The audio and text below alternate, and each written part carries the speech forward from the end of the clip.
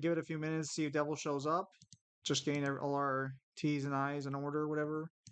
Is he still I is might have. he in the bathroom right now, or like I don't what's know. happening? I don't know. He said he'd be With the ready in an sundown hour. for the night? He said he was going to be ready in an hour max. It's been over an hour. He hasn't responded back to his messages. So we're just gonna give it a few minutes.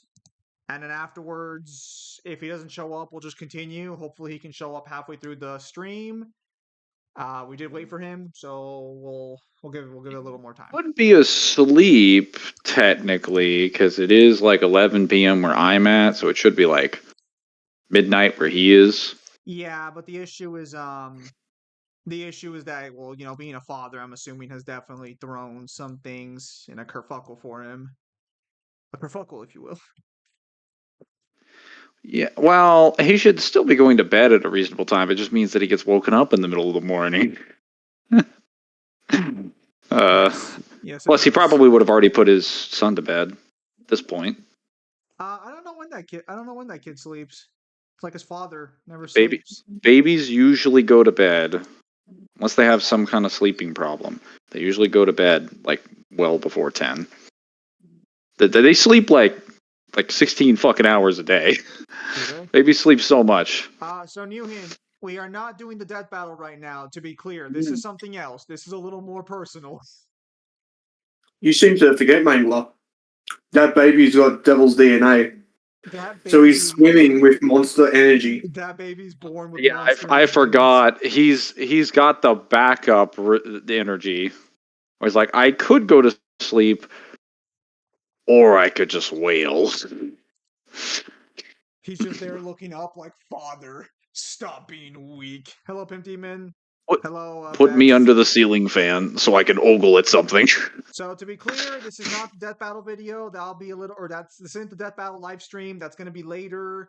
This one's a little more personal because it's a guy who really has a bone to pick with us for no reason.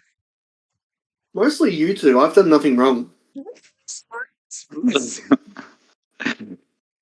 Now that is the biggest lie I've heard all day. No, you're about to hear it. So I said I've heard it all day. So this guy has got about approximately 57 minutes to provide me with a bigger lie. I'm sure he'll deliver. Let's make sure everything's in order. All right. So right now we're just giving it a minute or two because Devil was supposed to join us for this live stream. Unfortunately, it seems he has passed out. You made it when others are so heated when they make a video over it. Well, I want to be clear. I really don't know what his damage is. The death battle reaction will be later, Jeremy. It'll be later. This is something a little more personal because I wanted to get the crew together for this. Unfortunately, Devil seems to be being a sleepy boy. He is out like a light. Yeah, so this is not. There's a death battle reaction. It's Same DB. It's not a long video. It's just. So this guy, I'm going to give some context for the backstory here, and I'm actually going to go on my channel because I'm pretty sure his comments are still there. I was going to say, where is this? Are you like on an editor? No, that's what the live stream is. Let me go to manage videos. I'm pretty sure.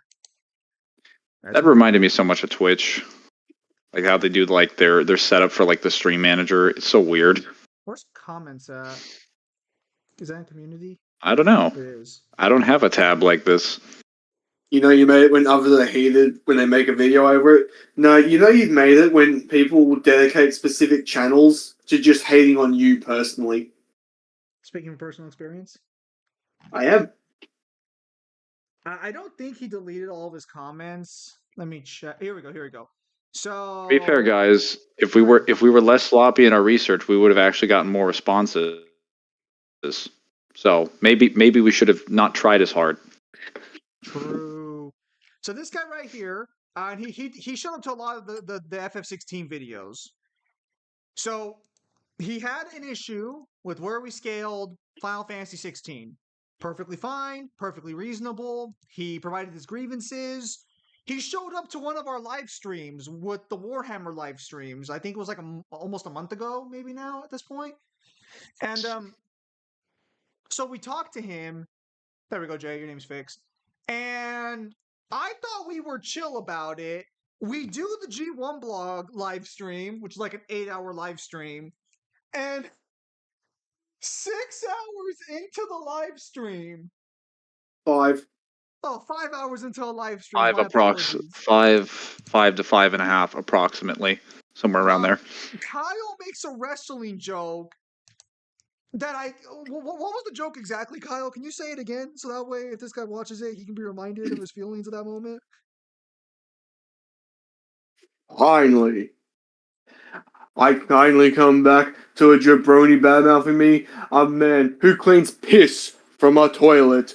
Who is this Rudy Poo?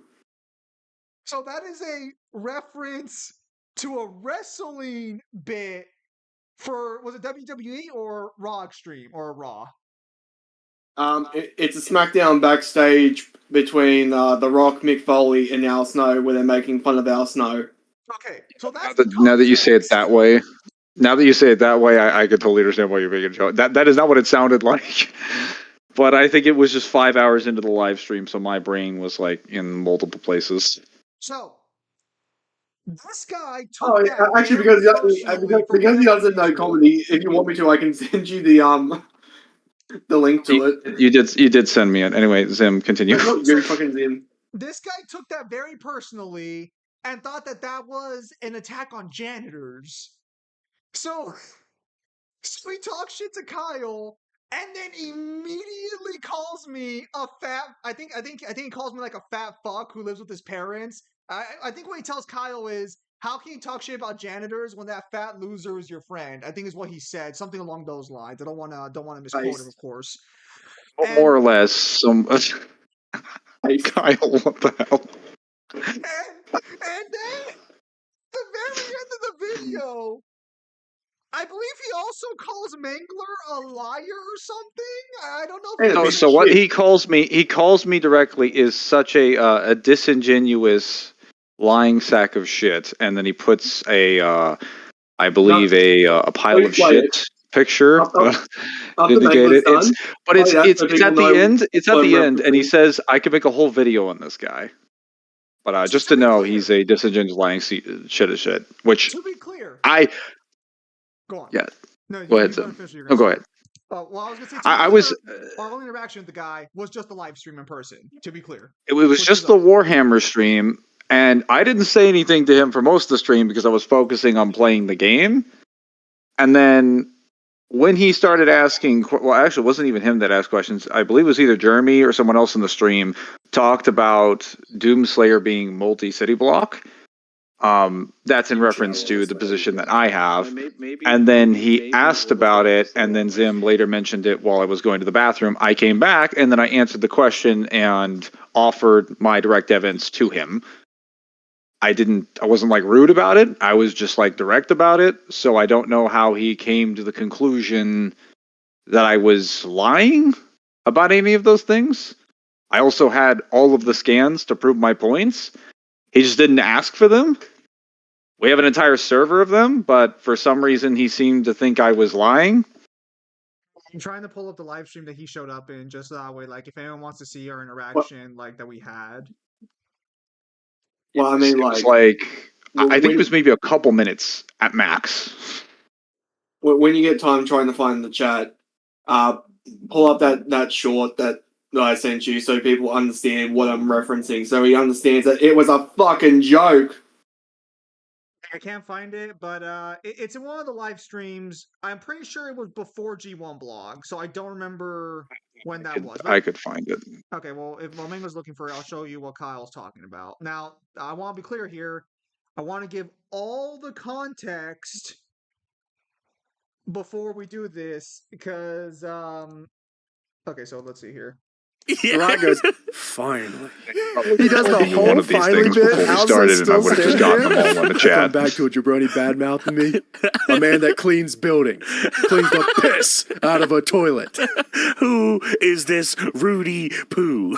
And Mankind says, Al. He wants to be a partner tonight. Rock says, Al. Okay, so that's the context for the situation, and he took that to mean. that we fucking that we were making fun of janitors. Now he got really pissy at me. Me, Devil, and Kyle all offered to talk to the guy, and he ignored our offers. He actually said he was going to debate Kyle, I believe, and then he never did. I believe he did delete Devil's comments. And his big gripe was that DMC fans are winking DMC, and that we're all wrong liars. He also said we don't use like English or Japanese scans, even though like I showed him in the live stream that I own the Japanese Ultimania of Final Fantasy 16, which was really weird that he would say that. Hey, we don't use English and Japanese. We're based. We use the Deutsch scans. Yeah, we use a different language, even though we spend all the time talking about the English language and the Japanese language. We spend more time talking about it than the people who jerk off the Japanese language. So like I don't know how he came to that conclusion. So the point is, the guy was very upset and insulted us a lot. He finally released his video about the true power of Dante from Devil May Cry. So obviously, if you know, I'm more than excited to see his arguments and see what he has to say, since he was so critical and he believes we're wrong. So I'm very curious what he has to say.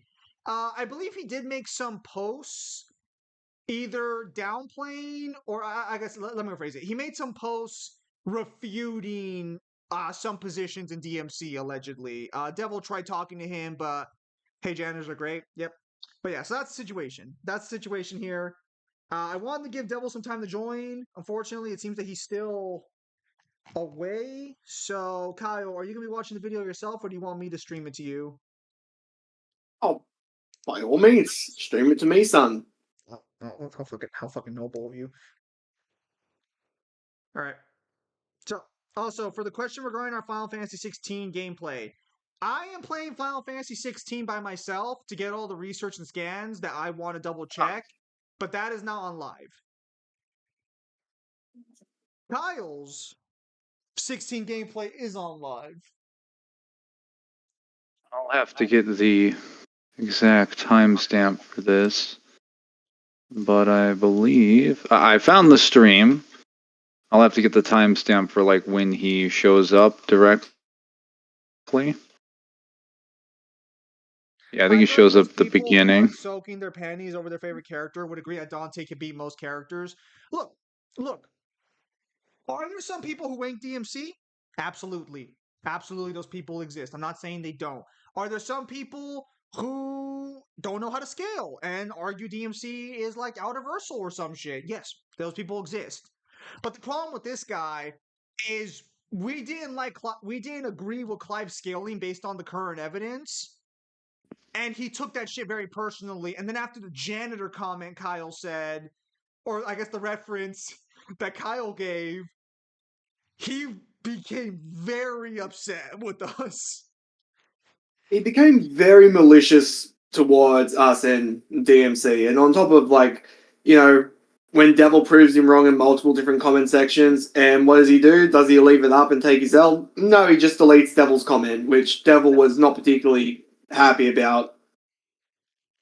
If he was here himself, I'm sure he would tell you himself, but unfortunately he is not present to speak for himself. But yeah, hang on, let me unplug my rice so it doesn't burn up. Bit of a cowardly move, but, you know, you do you, son.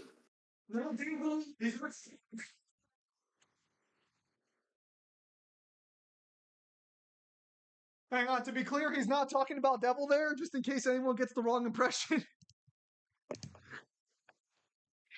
Maybe his father's a janitor. I don't know anything about this guy, but I'm convinced he is there. There's some connection to janitors. That there has to be. Okay, so with that said, so when we met this guy, his name was Angry Nerdout. At some point, he changed his name to whatever that is. Hang on. Okay, there he is right there. Angry Nerdout. Okay, so he appears Angry Nerdout here. Here he is. Yeah. So again, we were perfectly chill with this guy, and we talked to him no problem. We weren't rude to him. We weren't mean to him. You can check this live stream for yourself. You know what? I'll even link the live stream. in the chat, and I'll do it in the description afterwards, just so that way, like, you guys can all just like determine that fucking you can all see for yourself. We were chill with the guy. Apparently, he was not chill with us, and especially Mangler for whatever reason. Especially Mangler. So. There we go. I was trying to put some stuff in there. I wasn't able to get the timestamps in there because, again, Zim didn't give me any advance notice until this exact moment. But there are... No, you did not ask. You did not tell me you wanted the stream for this thing. If you had done that, I would have been like, oh, well, I would have just made a list of timestamps and just put them right there. That's fair. Well, yeah, there is a list of timestamps that I put in there. He shows up at the 3-minute mark. If you're interested in seeing the question that he asked of me, it comes around at 1 hour and 8 minutes on the clock. It's a few seconds before I show up. You can go back a little minute further if you want to see like when I want to go to the restroom. And then it's like a couple minutes after that where I just answer my question. I answer it very quickly. So it's yeah, you don't have to watch for very long. Yeah, but so that's the situation currently on the table. And now we're going to watch the guy's video. Again, personally, I have no beef with this guy. I have not seen this video, so I'm wondering if he's going to talk shit. But yeah, let us begin. We'll go 1.25 speed because that's what we usually do for our reactions. Wonderful. Talk about Dante, we need to talk about Mundus and Argosax. What I'm gonna do about hold on, what the fuck? To talk about Dante, we need to talk about Mundus and Argosax. What I'm gonna do about Mundus first because Mundus is the easy one to talk about because it's not that hard to debunk all the Mundus and stuff. Whoa. Mundus is Okay, yeah, hang on. We can't do 1.25 Angler. I can't understand what the fuck he's saying. Oh, let's go to the fucking reverb. Hang on. Give me a moment. Let me see if I can understand this. to talk about Dante, we need to talk about Mundus and Argosax. Okay, so well, yeah, I'll say whenever It's. you're ready, I mean, I have it with closed captions, and I listen to people very quickly, so it's not a problem. But he is trying to go pretty quickly. I don't. I don't know. Also, this is the weirdest intro I've ever seen. Like he didn't even intro. He's just like, to talk about Dante, we're gonna talk about Mundus and Argus like real quick. Like no intro, not even a premise, nothing. Okay. Didn't even. I like to you too. We're not even going to have dinner first. Maybe a little bit of sweet talk, and we're just going to get straight into it. Okay. So I'm going to keep it at 1 speed, and I will have captions on so we can understand what he's saying. Argosax. What I'm gonna do about Mundus first because Mundus is the easy one to talk about because it's not that hard to debunk all the Mundus and stuff. Mundus is able to create a 3-dimensional object, which is stated to be a universe. Okay, so hang on. So his first game, because it created a subspace and Wait. Okay. Wait. Hang on. Did his lazy shit ass just grab the scan from the Death Battle video and not look at it himself? So that I was gonna say that this is from G1 blog. That seems this seems to be a screenshot of an Imgur link, yes, presumably taken from a website, most likely G1, of a screenshot with a translation of a picture from a guidebook. Now, give me a moment, everyone. I'll just do what all of these losers are supposed to do and just get the source directly. Alright, I'll be reading comments in the meantime. This guy was low-key snapping at me on Twitter just because I was arguing 5D shit. Like, I went to shower after I said I give up on the debate, lol. So, we offered to talk to this guy and debate him, and then he just QRT me with a movie clip, bruh. The fuck does that mean? Anyways, the guy has a chip on his shoulder. I don't know why. He rips Clive of all people. No one fight. Clive doesn't have enemies. No one fights Clive. I don't know what's with the chip on his shoulder. All right, Mangler, go ahead. I said he does now. Now, in terms of Clive, because now I'm going through 16, and believe me, I am tearing that shit apart with the fine-tuned comb, because that Artstone shit don't hold up no more.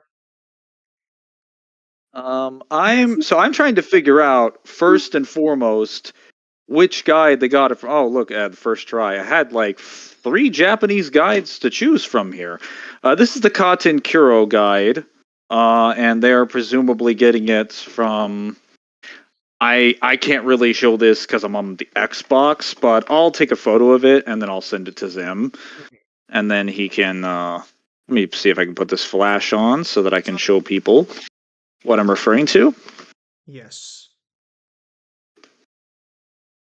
Okay. So I'm gonna go a bit forward. I'll stop at 30 seconds. I just want to see what else he's gonna say to finish off his point. Space is a part of a three-dimensional thing, which is a universe. So Mundus is able to create a universe, and that's really about it. Dante does not scale to him at all because Dante needs his help with the Devil Sword Sparta, and then he wasn't even able to kill Mundus. Mundus survived. Okay. So let's break this down here a little bit. That is not the reason DMC got universal on power scaling. I was gonna say not even close. He's so far off the mark. It's the reason. hilarious. So to be clear, that argument is bad because unless you have a size statement to go with it, creating a three-dimensional space of an unquantifiable size doesn't give you universal. But he scales Clive to universal, so I understand where he gets his confusion from. But that's not where universal came from. Universal came from Kamiya's tweet. I believe it was Kamiya, not Tsuno. It was Kamiya. I get the creators confused.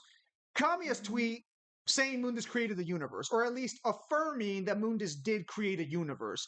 Because if you go off the guidebook statements for Mundus's space, Mundus does not create a universe. Mundus creates, I believe, Mangler.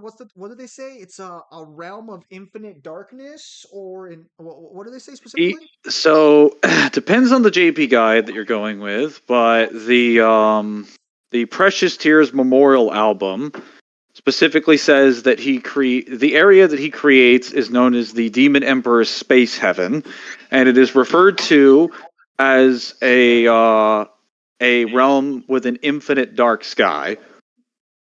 Or as they incorrectly provided, an infinite expanding sky, because they didn't want to accept that it was just an infinite sky. There's no expansion in the actual kanji. I don't know where they got that from. Not really, no. Dante high 2C or low 2C? So now I need you to clarify what you're asking for specifically. But, so... the hell is high 2C? Regarding Dante scaling to Mundus, in DMC1... Dante does not directly scale to Mundus. That is true. So I'm going to assume that is what he is saying here, and we're going to continue the video forward. If he does not add that information or correct that position, we'll be more than happy to explain why that's wrong, depending on where it goes. But so that's the first 30 seconds. Let us continue. I'm just putting some light up here because I have to... taking that photo is so annoying because I have to increase the lighting in my room. I understand. There we go. But yeah, so to clarify, during the events of DMC1, you cannot scale Dante to Mundus in DMC1. The game directly states that you need the Sword Sparta to have a chance against him, and he needs the amp by Trish and the Sword Sparta at the end of the game to seal Mundus in DMC1. But that is strictly in DMC1. So... Mangler, did you send the picture, or are we okay? So we're gonna continue. We're gonna continue a little bit in the video, see how it goes. Everything with the power of Triss, he was able to kill Mundus then, and then all that good stuff. Dante does not scale to that without Devil Sword Sparta. Now, let's talk about the mirror dimension. The mirror dimension, it's... Okay, so I'm gonna assume he corrects his position on this later. I'm assuming this guy is new. Yes, he is relatively new to the scene. Oh. The video came out 2 days ago. Weird. Hang on. So, let us continue. So he's talking about the mirror world now. Itself was not created by Mundus. Nowhere does it state Mundus created the mirror dimension. The mirror... Okay. So, let's see what he says. Mirror dimension in the passage that itself states that it's a bridge between the human world and the demon world. It reflects light and darkness. It's the silver lining between both worlds. That's what the mirror dimension is. You go through the mirror dimension to enter the human or the demon world. That's it. That's literally it. And okay, so hang on. In the mirror dimension, it literally creates illusions, like a mirror does. A mirror reflects reality and creates illusions. It states that in the passage too. Everything you see in the mirror world is fake. It's a replica. It does not scale to the real thing. So the people who say that Mundus was able to outpower the goddess of space and time, you're fucking wrong. Now let's So going over his rant on the mirror dimension, let's clarify. He is correct in what he is saying to some extent. So I will give credit there. I don't know why he cares Only about partially. There's So- a lot of context to what he said. So for the record, there is no statement that Mundus created the mirror dimension. That is true. The God's space and time is an illusion in the mirror realm, or the mirror. It's technically the mirror. I think it's, I don't know what the exact term is. We'll just call it Mention mirror realm, mirror world, the same thing. mirrored place. The Watcher of space and time is an illusion in the mirror realm. That's about it, though, because the guy. Let me see. Let me pull up his scan directly. So the mirror bedroom is a replica of the master bedroom in reverse, but the shop statue has no power in this alternate dimension. So what it specifically does say is, hang on, I believe we have the exact scan in the Discord server. Also, there's Mangler's guidebook showing it. I'm pulling the front of it. I don't know how to spell this, but like this is the Cotton DMC1 Cotton Curo guide. Here's the exact scan. It is on approximately page 131. There we go. So again, that is how you source things, people. Not the way they just did. Well, to be fair, I don't even think he really. I mean, I guess he did technically source it because the name was there in the thing. He did not do a good job of sourcing it, so yes, he failed. Primary source. He basically just gave an Imgur image, and that was about it. Hang on, Pimp Demon. You know what the list says? Target nods and guards. Those hiding pillars come out in formation, and target pulls out his sword. What the hell? Pimp Demon, what the hell are you typing in? Anyways, so yes, there are no statements that Mundus created the mirror dimension. That is true. That one was an assumption that came up based on a lot of evidence surrounding the mirror world. The Watcher is an illusion within the mirror world, though, but I believe the game specifically says that within this place, the Watcher of Time is merely an illusion. I believe is what the game directly says. Yes, and red orbs have no use. That's about where his positions end. So what else does he say? Let me go ahead and alter that, or not alter that. Check that real quick. Fucking Jay, fucking Pimp Demon, what the fuck, guys?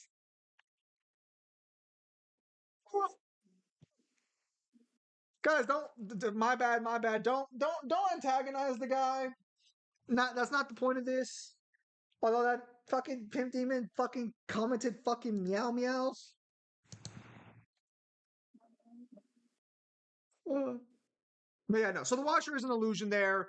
I don't remember when the mirror world started being credited to Mundus. I think it was. It was back then because of this is the part where he's kind of not understanding Mundus's connection and relationship to the mirror world. So the argument was never that Mundus created the mirror world. Some people do say that, but that's not the primary position. The position is that Mundus has control over the mirror world because his generals, his demons, and the key to his house, along with his spells, are in the mirror. Because in order to get into the mirror dimension, you have to get the elixir to diffuse the spells on the surface of the mirror. You can't enter the mirror world ordinarily. Anello Angelo, who is his direct general, can freely go in and out of this space. Now you might wonder why would you go in there then? Like, well, the only reason you wanted to go in there is if you wanted to get to Mundus's throne room, because you specifically need the Philosopher's Stone, which is in the mirror dimension. Yes. That is the key to Mundus's house. You can't get in there unless you have that. So saying that Mundus didn't create it, like, while that is directly true, as far as we know, it ignores an enormous amount of context in regard to his connection to the dimension and his control over it. Because if my key is in a specific space that all my property lies in and all the people I know is in, I feel like saying I didn't create it is more of just like an argument to suggest I don't have like any sort of like what's the term, power over it. Oh yes. Well, do you want to talk about the Watcher or? Yeah, that's pretty much it. Like it's kind of like it's a redundant thing to say. I just wanted to move on to the mirror, talk about the mirror world directly, because he says a lot of things that are wrong about like the mirror world. Okay, so hang on. It's illusions. It states that in the passage too. Everything you see in the mirror world is fake. It's a replica. It does not scale to the real thing. So no, it does not. That's not correct. Hold up one sec. Let me see. Is this Precious Tears? Well, Precious Tears actually has its own statements. I'll have to go get this later. But we have statements for Precious Tears that as far as what is in the mirror world is a real space. We know this for a fact, not just because like you literally have to like physically travel in there. Physical beings can be in there, like Nello. Demons can be in there, but even if you don't accept that as being the case, it is literally just stated to be a reflection of the human world. It is a parallel universe of the human world. And Precious Tears has statements that when you go into the mirror to access the mirror dimension, you are entering a space that transcends space-time. So it's just beyond the space and time and the dimensions of the human world entirely. So I don't know how he came to the conclusion that it's like a false reality. Illusions in DMC are very much just called illusions because they aren't the thing that they're being compared to. In this case, the mirror world is a reflection of the human world. So it's only an illusion in the sense that the human world is the genuine article that it's being compared to, and the mirror world is something else. To be That's clear, that's it. That's where the illusion stops. also, Or the meaning of illusion. when you say everything you see in the mirror world is fake, the nobodies are real. The Philosopher's Stone is real. There are real. The Philosopher's Stone is Not a physical object. Not everything in the mirror world was fake. The black inverted sun in the background, the actual physical castle, all the space in the dimension is real. It's just inverted and flowing in the opposite direction. Like instead of the sun producing light, it absorbs light. So you just see this black orb in the sky. Yes. Which, if you play the game, you can actually see just the black hole that's sucking in light, which is really weird. Yeah. Well, I mean that's what I'm referring to. It is the sun, but it's inverted. So instead of emitting light, it's the opposite. Also, to be clear, in the scan he provides, it specifically says that the mirrored bedroom is a replica of the master bedroom in reverse, but the shop statue has no power in this alternate dimension. So it's not saying the shop statue is fake. It's saying that it just doesn't have power in that dimension. Which is that's part of the position that we had when we explained Moon is having control over it. If you just use the one scan in the game, you would just assume it's an illusion.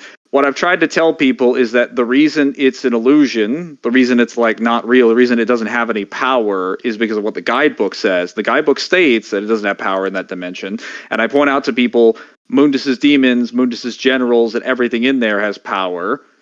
And there are spells on the surface of the mirror blocking you from entry. So logically, we would come to the conclusion, to the deduction, based on all evidence presented, Mundus is the one responsible for putting the spells and blocking the Statue of Time's power.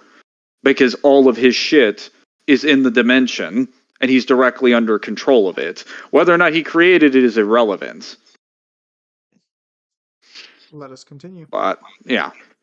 Mundus was able to outpower the That is goddess of essentially space and the time. position that we There's have. something wrong. Now let's talk about Void Mundus. Void Mundus was able to fuse with space and time in a pocket universe. To be fair, you could still I'm use sorry, him as what? an anchor to the universe and not a pocket universe.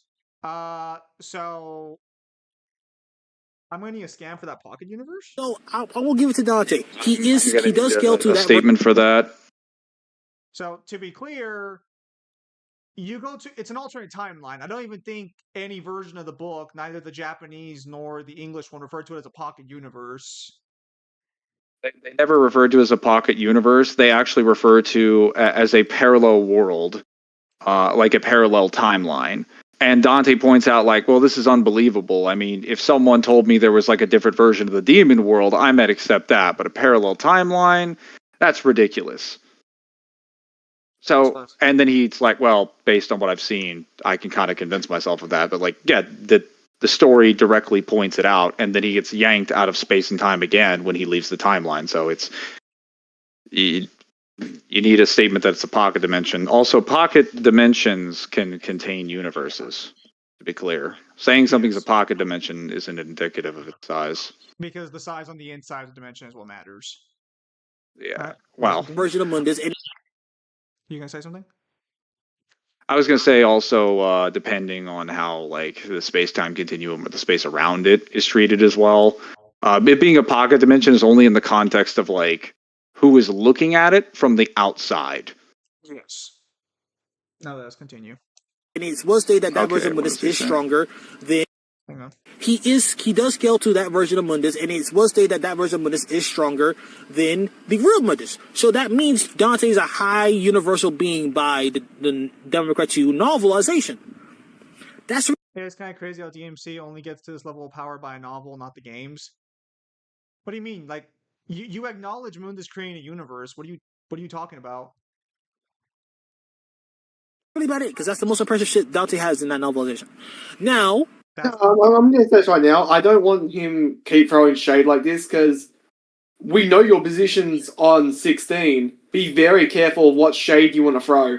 I'm just going to say you accept Mundus at that level of power, so you can't say DMC doesn't get to that level of power outside of the game, only outside of the game. Yeah, You accept Mundus- that's subjectively wrong. We have examples even with the games. Like I think the guidebooks are also fair game because he's quoting a lot of guidebooks here that I have to pull for sources, especially Japanese material. So it's fair game to talk about DMC2. Then Argus X just shows up. Hang on. He will talk about Argus X. He mentioned he was going to talk I about Argus X. know, but he's talking shit about how we need novels to make these positions, and it's like, bro, you even in that novel you sent alone, it has multiple uni and multi feats, Okay, so not just the Void Mundus one. well, hang on. Let's cover Chen real fast. Yes, I know about Chan. It's Chen. I'm pretty sure it's an E, but all right, maybe I'm wrong. But No, there's an E. But okay, hang on. Yes, I know about Chen, but can't control his power, and the story kind of goes out of his way that he was boasting the entire time. Isn't this an edited video? This is an edited video. Why are there grammar errors? I know that's a bit of a nitpick, but like I'm just pointing out like that shouldn't be a thing because he said on this on his channel he was editing this. How much time did he put into this? Did he just cram? I'm assuming he just crammed it in because none of the footage is even from the games he's talking about because it's just been mainly DMC5 footage. Now, to be clear, regarding Chen, well, hang on, is he not? I could talk Chen about at that. all? Well, hang on, I'm just gonna check to make sure he doesn't mention Chen at all. with all that being said, Dante stays stagnant throughout the entire. Okay, all right, let's talk about Chen first, then we'll cover what he's about to say. So he says, yes, I know about Chan, but can't control his power, and the story kind of goes out of his way that he was boasting the entire time. This is objectively wrong. So in the story, when Chen uses the beast heads, it is directly stated when he consumes them that his aura around his body is brimming with a lust for power and knowledge. And then it is pointed out that he basically wants to be able to see all things. He wants to know all truth of the universe and everything beyond. I want to go all the way to the end. The Japanese version literally says, I want to see all things. I want to know everything, transcending all time and all dimensions. And then, given that sentiment and the context we have from other statements in the series, such as in DMC5, we can provide some sort of scale for what Chen is doing. See, in Devil May Cry 5 and in DMC4's novel, specifically in the Fury and the Lucichia's description, we have statements that when a demon basically wants to manifest its power, it does so through its demonic desires. It evolves in this way. And this is just like something it does automatically. on the subconscious level. And this is if it was already like a demon. Chen is stated to be 70% demon before he eats the beast heads. And eating the beast heads, an artifact filled with an enormous amount of demonic energy, would allow him to immediately manifest his power. And it is pointed out that he is swimming with an unfathomable desire for greed, for power and knowledge. So he is just telling you in his psychic rant what it is that he desires. And Dante points out that it is power and knowledge he desires. That states that it transcends all time and all dimensions in the multiverse. So I don't know where he came to the conclusion that he couldn't control his power, because in the fight afterwards, after that psychic rant, he summons the Sword of Sparta. He basically gives himself all the power of Sparta's skills, and he proceeds to slap Dante around for most of the fight. He can also even negate his healing factor, which is something that you can really only do if you're more powerful than his level of demonic energy. So there's no real evidence that Chen couldn't control his power. The only time where the power leaves him is specifically when Dante starts doing enormous amounts of damage to him, splitting open his head, and the beast heads try to devour him. But that's after Chen is enormously wounded. The story doesn't go out of its way to show that he's boasting the entire time. He points out that it's okay for me to be cocky because I have infinite knowledge, because infinite knowledge comes with the use of the blade. And then he proceeds to almost clap Dante in a sword fight. Dante even admits he doesn't actually have the sword skills to stand up to his father, which is basically what Chen is. So, no. I know why he's doing this. It's because he knows that if he doesn't refute this, he can't... He has to refute one of the most easily accessible tier 2 feats for DMC. But yeah, that's wrong. Also, am I the only one who's a little surprised that Nightmare hasn't been brought up at all? Yeah, that is a little strange. No. I'm kind of surprised Argosax hasn't been brought up. He did mention them the at the worlds start. haven't been brought up. We are going to get to Argosax, because I believe what he said is that he wanted to talk about Mundus first because Mundus was easier to debunk. Which is weird, but all right. Let's continue. What's how he has to say? Now, with all that being said, Dante stays stagnant throughout the entirety of Devil May Cry up until Devil May Cry 5. Before anyone says, oh, but he's half human, his blood gives him... It was never stated in Devil May Cry 5 or in any interviews that because they're half human, half demon, Dante gets boosted with power randomly. It was never stated that. You are only making an assumption because that's how it should work, because demons can get more power or get stronger by drinking or eating humans. That goes against Dante's story. If Dante's body is cannibalizing itself to get stronger, that goes against the whole story of Devil May Cry. Why would you only have children that cannibalize themselves to get stronger? Guys, to be clear, before I wait for him to finish his rant, I'm just pausing real quickly. Sparta was not the brightest tool in the shed. Let's get that one out of the way right now. He caused a lot of problems that could have been avoided. So to be clear, cannibalizing itself, where's your evidence that they would be cannibalizing themselves? Do you actually have statements that hybrids would eat themselves alive based on the human blood and their power being fed to the demonic energy in their soul? Because you do understand that the way their physiology works is that their body is mostly human. It's just strengthened as a physiology, and they get demonic energy from their soul, right? They can pump as much human blood as they want throughout their organs and their cells. It wouldn't consume their entire physical body. That's never happened anywhere. So to be clear as well, he does say that's how it should work, but he's saying that because there are no statements of it, that it's so he's incorrect. He said we're making an assumption. No, we are making a deduction. The difference between an assumption and a deduction is an assumption is you making a guess that I guess Dante or Virgil or Nero would get stronger with human blood because human blood is the source of demonic power. No, that would be a deduction, because it is a fact that human blood is the source of demonic power. It is a fact that they have a human heart that pumps it into their body, and it is a fact that we have consistent statements of them getting more powerful over time. Also, we will talk about that over time because he claims that Dante stays stagnant up until 5, so we will touch on that. Cry. So putting all of that together and gathering all that evidence together, you would make a claim that therefore human blood would make Dante stronger. That is a deduction because you are taking accepted facts and putting them together to make a conclusion. There are no assumptions in that process. All right, let's continue. Cannibalizing itself to get stronger. That goes against the whole story of Devil May Cry. It goes. Also, going against the whole story of Devil May Cry, no, but all right. It goes against the entire story of Devil May untrue. Cry. The whole story of Devil May Cry is based on gaining more power. Hang on. And demons coming together and living in harmony, blah, blah, blah.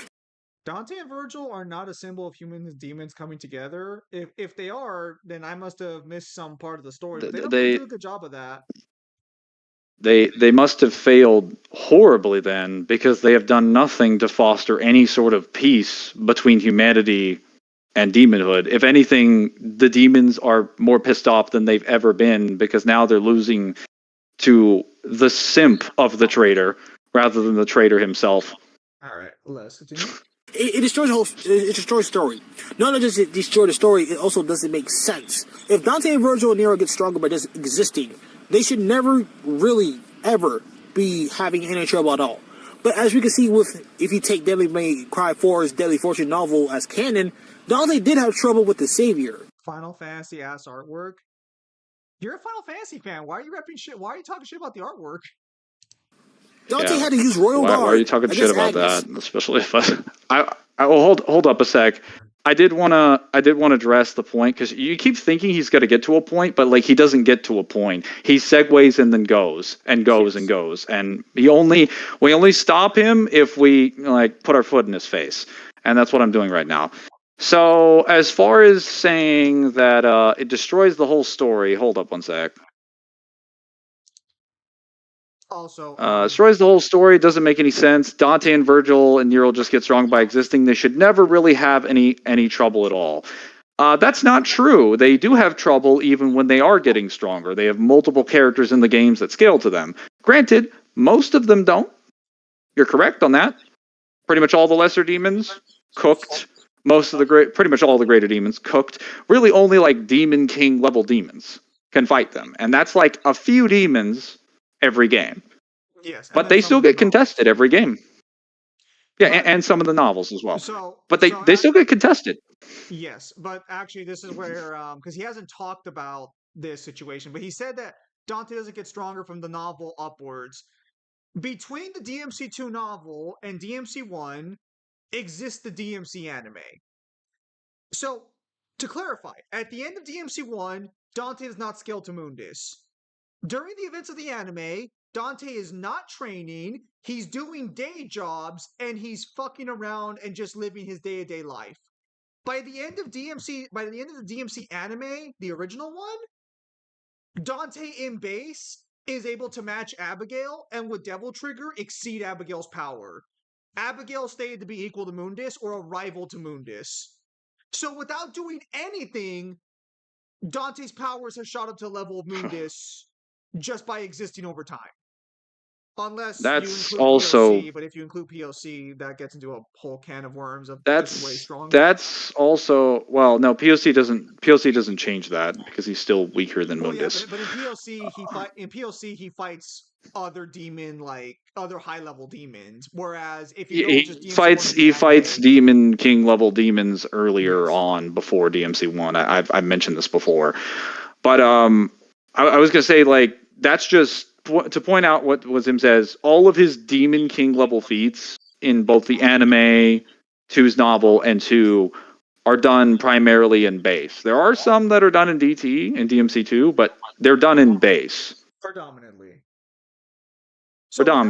Without much effort on his part, as far as we can confirm or prove, Dante has just achieved Demon King level by existing. Because even if you go off DMC2's novel, you have no training arcs to substantiate Dante being strong enough to fight Void Mundus. We also can't even argue that he ever trains. We have consistent statements from the anime that disprove that Dante trains, because Dante doesn't even do his job consistently.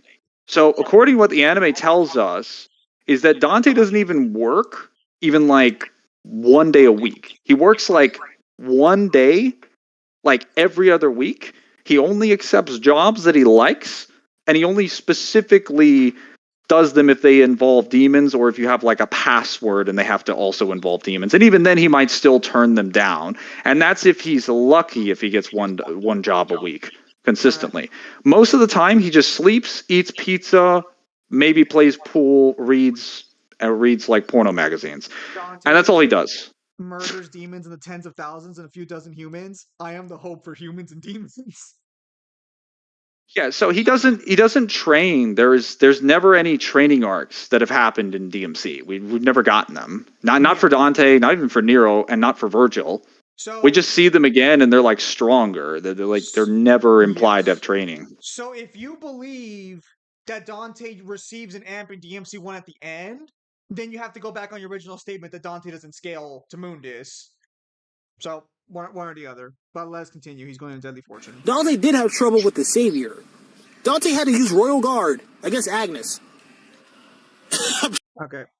That's enough. Dante whispers. He focuses his strength into his hand. The very moment that Agnes' sword was about to connect with his flesh, he shielded himself with his arm. The blade should have cut right through it. Yeah, it bounced off like it had been made of stone. What? Agnes got to Dante. He had used no weapons to do that, only his bare hands. Just as Agnes had thought. Sorry, like, it's just not consistent, and also it never was stated that that's how half human, half demons work in Democrat. Okay, so to clarify something, the panel doesn't say that Dante has to use Royal Guard. It's saying he does use Royal Guard. So it never clarifies that he needed to. Keep in mind, in that same fight, Dante lets himself get jumped by a bunch of minor demons that decide to attack him, and they don't do any damage to his body. So, like, what exactly are you implying here that he needed to do?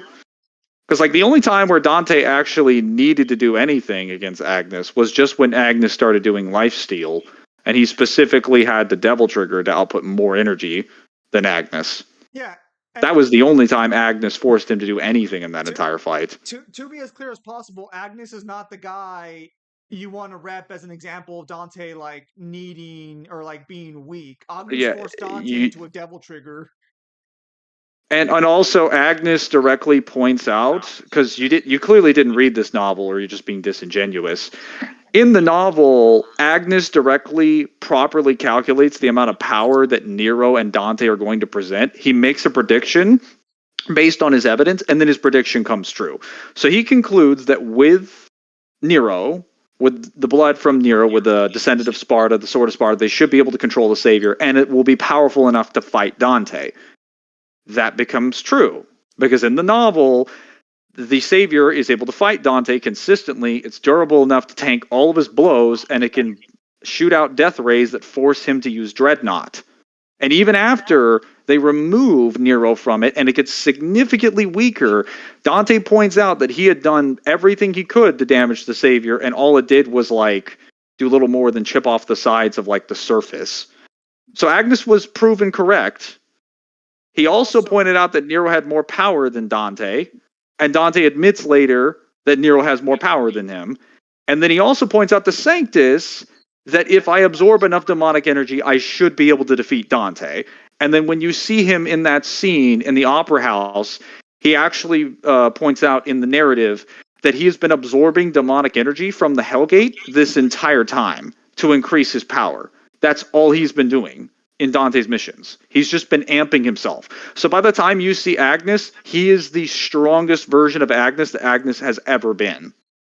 That is not a normal Agnes. That's a massively amplified Agnes. If you have I'd also like to add, he's talking a lot of shit for somebody who he seems to not understand as an artificial universe that he's beck and call. Yeah, I was. Oh yeah, August- Agnes has a direct statement in the 3142 graphic arts that the demons that he summons from those portals in the boss fight, they come out of a portable demon world he has at his disposal. I mean, for a guy that spends all this time repping Ultima and his universes, yeah, the scientists of the Order of the Swords got a little universe sitting right behind him for free. Yes, and I believe that is also stated in DMC4's game as well, that he uses an artificial demon world. I believe. I could be wrong about the it's in the graphic arts. It's Okay. not in the game. Do you have, by any chance, do you have a quick scan for the Agnus being amped? If you could provide that, so I could show that. If not, that's fine. I'm pretty sure it's in there. But I can. Also, to clarify, by this point in DMC4, you would have to concede that Dante's at least Mundus level, since he would have already fought at least 2 quote-unquote Mundus level opponents. Technically 3 if you include Chen, but I'm assuming you don't want to include Chen, because if you include Chen, that gets into a whole can of worms you probably don't want to open. So, Agnus fucking with Dante would be Agnus fucking with Mundus. That's not the anti-feed you're making it out to be. Not a really good position. Also, Agnes, after when he's absorbing this demonic energy earlier in the game around mission 12, he runs into Sanctus and he sees Sanctus in his demonic form and he falls to the ground. And he's basically shaking in fear. He doesn't understand what's going on. He doesn't even understand he's afraid. Sanctus puts his hands on his shoulders and then he realizes, oh, what I'm feeling is fear. And then he realizes Sanctus's demonic energy subdued his own instantly. And then he realizes, oh, this guy, he's not oh, your holiness, wait a minute. He shouldn't be called your holiness. He's reached a level way beyond that. He should be called the Demon Emperor. That is that is what he considers Sanctus to be. And at this point, he has created multiple lesser demons, including copies of Angelos, who are some of the strongest demons in the demon world. And he's also created portals to summon greater demons, including Hell Kings. And he looks straight at Sanctus and he's like, no, you should be a Demon Emperor. You should be a Demon Emperor. So I don't know how this guy is coming to this conclusion, especially if he... Well, I'd really be generous if I was assuming he read 4's novels. Probably just looked for a scan.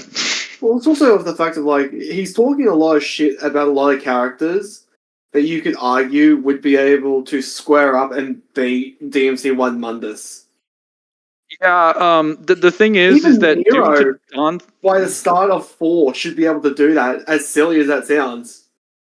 Pretty much every character from, a lot of the major characters from 4, 2, and 5 could all square up to Mundus or crush him in base. It's... The point of the later games in the timeline is to illustrate that more threats keep showing up. But you would have known this, Kairos, if you read any of the game or read any of the books or played any of the games, because they point out in the first game that in the demon world, in order to survive, you need to have power or you die. Demons are getting stronger all the time. It's survival of the fittest. So why wouldn't it be the case for the Demon Kings, too? Especially since the Demon Kings also battle each other and try to kill each other. Well, it also seems funny, because while he did talk about 2's novel, he seemed to skip 2 altogether, not understanding that these characters come after 2, which is way more impressive. Hang on. To be as fair as possible, allegedly... No. You can't even claim ignorance that you don't even know that 2 comes before 4 in the timeline anymore. That information has been prevalent for the past decade. Well, no, what I'm saying is he's still playing the cover 2. I don't know why he skipped to 4, but he said he was going to cover Argosax, so let's wait for him to cover Argosax, boys. Let me look at the comments. Oh, well... The problem is he's doing this in the wrong order, because you have to cover Argosax so you understand how disgusting these characters are, especially once we get to the Savior. You know, that statue that I know he's going to shit on that has multiple universes inside of himself? I just realized that the scan that he had on screen is the very scan that I provided. Yeah, that's the scan confirming that Agnes is absorbing demonic energy. I don't know why he was using that like it was a gotcha. It's like, gotcha, he's absorbing power. It's like, well, if he's absorbing power, then he's getting stronger. Are you... This is the type of person to look at a character that plugs themselves into a power plant to supercharge themselves, and they were weak before, so you assume, look, you lost to this guy. It's like, but he's getting amped. No, Do no, you no. not see what? I figured out what the problem is. The problem with this guy is he's one of these people. If it doesn't, you can't read between the lines or look at context for a series. If something isn't stated specifically on the page, he's not going to accept it. He's not going to use his intuition or his brain. Actually, even when it was stated, he still didn't accept it earlier. Because it's also stated that Chen was stronger than Dante, was at least his equal, if not stronger, and he somehow didn't pick that up. So I think it's just easier to say he's probably being a little bit dishonest. Just a little bit. Anyway, Zim, you want to continue? Let's continue. Yeah, and also, it never was stated that that's how half humans, half demons work in Democrat. It's only an assumption because taking human blood and concentrating it into a fruit gives you more power. Even though... What? That's wrong. That's wrong. There's a description in DMC 1 from the marionettes and the Bloody Marys that, the puppets that actually have red clothes, that the reason their clothes are red is because they showered their clothes with human blood in order to increase their demonic powers. You do not have to condense it into a fruit. All the fruit does is it takes your entire bodily mass, everything that you are as a human, and all the blood and everything, and all the cells and everything that makes it up, and it condenses it down to make it even more potent than it was. That's all it does. It would still give you more power. I'm wrong, but apparently the blood goils also don't exist. Yeah, you literally feed blood to, which this is also pointed out in Deadly Fortune as well. A lot of people think the blood goils only show up in DMC3. They actually do show up in 4's novel for a brief bit, because a lady has to meet with, I think, like an arms dealer, and he actually shows her how to summon like a blood goil, because he's explaining, I think they're explaining parts of like some of the alchemy spells that the Order of the Sword has access to, and he pops open like a tray of like demon blood, and he opens it over, or human blood, it opens it over like a statue, and it basically creates a blood goil. Also, where did it specifically state that it has to be condensed into a fruit? Because both Urizen and Dante were being fed human blood that wasn't condensed into the fruit. That wasn't pumped to the fruit either. It was just pumped straight from the roots into them.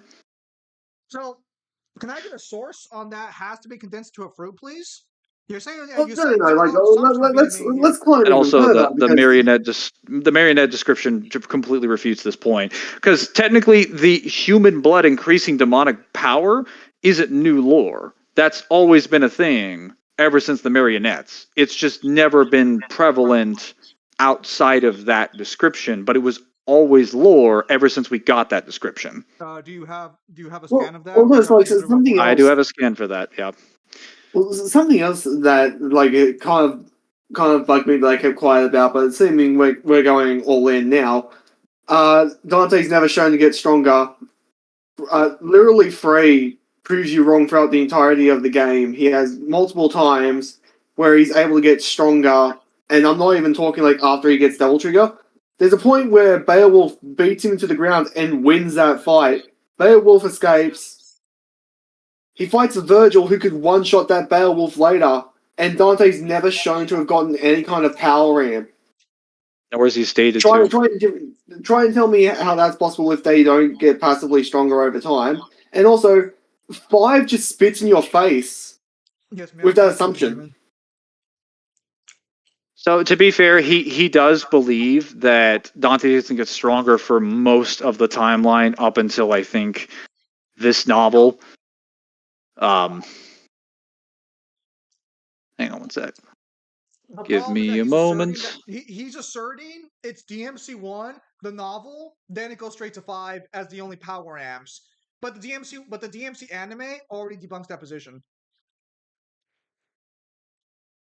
Also, when you provide the problem is that when you provide the details about human blood and demonic power, and you explain this lore to people with these descriptions, and then you apply it to the cutscenes, as the proper logic, as the actual source material, you actually start understanding that in most of Dante's fights, if he's losing, if he starts bleeding, he usually gets back up and he's stronger. A good example is the anime. Dante loses the first fight to Abigail. He's unconscious and gets crucified on a cross. And then he's bleeding. He's out for a period of time. Patty comes in there, wakes him up. He gets back out, and then he just 1v1 Sid Abigail. Well, all while bleeding. Well, it's not even that. Let's just use 5 because 5's the most blatant example. You go from Urizen being able to stalemate and fight on par with Sin Devil Trigger Dante to Dante being able to fight and beat a fruit-powered Urizen, and then goes on to lose to Virgil, and then by the time he's constantly fighting and gets to fighting Virgil, he can now match him blow for blow. Well, let's continue, but you're right. Designed to take human blood to create a fruit to get more power. So it's like a tree that's designed to do something. Half human, half demons are not designed to do it. But whatever. I'm not going to use that because that's an assumption. So no. Dante, Virgil. Man, he really harped on that part. You know what's the worst part about this is that, like, I wouldn't even be so mad about this if he wasn't so passive-aggressively arrogant about this. If he was just normally confused, that's fine. We wouldn't have such a stick up our ass, and we wouldn't be so snarky, and we could just explain it to him like a teacher. But because also he's throwing shade and he's throwing jabs, it's like, no, you're a cunt. Fuck you. Especially because we know you scale 16. Hold up. You're being disingenuous as shit. I was going to say, it isn't just the ones we mentioned as well. What about one's novel? Because the entire point of one's novel is that Dante is not himself. He is Tony Redgrave. And this is like the earliest Dante in the timeline. When his sword is sealed, he has no devil trigger, his powers aren't active, and he's also replaced his name. By the end of the novel, after doing some fighting and going on a bunch of jobs for a few weeks and months, when Nell Goldstein dies, he finally gives back his name, and it's pointed out that he gets power back, and he transforms into Dante. They literally point out, like, he literally says, how many of you want to see how many of my powers returned? All right. And it's also pointed out later that, like, having a name gives you power. So Dante giving himself back his name and unsealing his sword would make him stronger. And he actually said, I took away my name, I hid my name so that I could learn to fight demons as an equal. So, what do you mean there's no development? That's the weakest Dante in the timeline before he gets Devil Trigger. All right. Also DMC3. Let's continue. The entirety of Devil May Cry up until Devil May Cry 5. Now let's get into Argosax and why Argosax doesn't really work and why Argosax itself is overhyped. Argosax, So I'd like to be clear for a minute. Argosax is not overhyped because only did DMC fans hate DMC2, the floor is yours. For the longest fucking time, it wasn't until years in the DMC power scaling where Argosax ended up carrying the series. And then afterwards, they discarded him again because they had other statements they could work with. I don't know where Argosax is overhyped at. Where's the source for that one, bro? Provide me a source. Argosax is never been overhyped at any point in his existence because you either have people who downplay him, which is 99% of the DMC community, and 99% of DMC power scalers because they hate DMC2 and they hate that they have to rely on it. I don't know where you came to the conclusion. Like, the people who use Argosax, to be clear, are just using the statements that he has. The statements that he has are bullshit and are overpowered, but they're still valid. Let's hear what he has to say about the Great One. Gaia, girl, whatever it is, it's a giant blood monster. So, people want to use this passage I'm putting on the screen right now to say that Argosax was combining the human world and demon world together. No, he was not. Or no, she was not. No, the blob monster was not. It was not combining the two worlds together. The word they use and they highlight this all the time, was the word consume. Consume mostly means, in most literary terms, to take. Before you can see if I say it says consuming our dimension, yeah, it's by taking over the human world, which is a dimension. That is it. Over something. I will consume your land to take over. I will consume your farms. Take over. Nowhere does it say merge. Nowhere does it ever imply that they're merging. Only that the underworld is taking over. Consuming. If Nero in Devil May Cry 5 would have said the underworld is consuming the human world, it would just mean the demons are taking over. That's all he was talking about. Because how can Arsax, throughout the entirety of DMC2, was merging the two worlds, how can he do that if he was sealed away? Nowhere does it state the seals were weakening. No, you.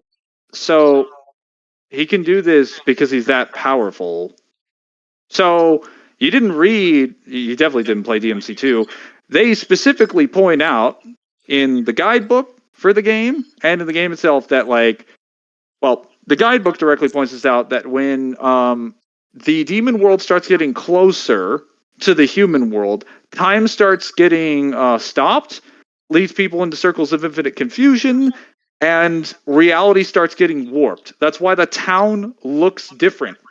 The space itself is being altered by the approach of the demon world. And in the game, you have to use the sacrilege, which is an item that causes distortion in like space and time, by bringing the demon world closer to the human world. Because when you bring the demon world closer to the human world, it overtakes the space-time continuum of the human world. The human world is not strong enough to stop the demon world. So if you shove another universe into it, it will just consume its entire reality. And we we don't just have statements of that. We have other statements from the novels as well. Well, let me go get the sacrilege, because no doubt Zim is going to ask about that. Well, I just want. Well, see, what I would like to do is I would like to show, if this guy ever watches it, that we actually have the scans to show where our positions come from, to be as clear. But yes, Mangler is right. The entirety of the time of the loop you get stuck in DMC2 is as a result of the demon world coming closer. Now, he said consume can mean to, let's see here.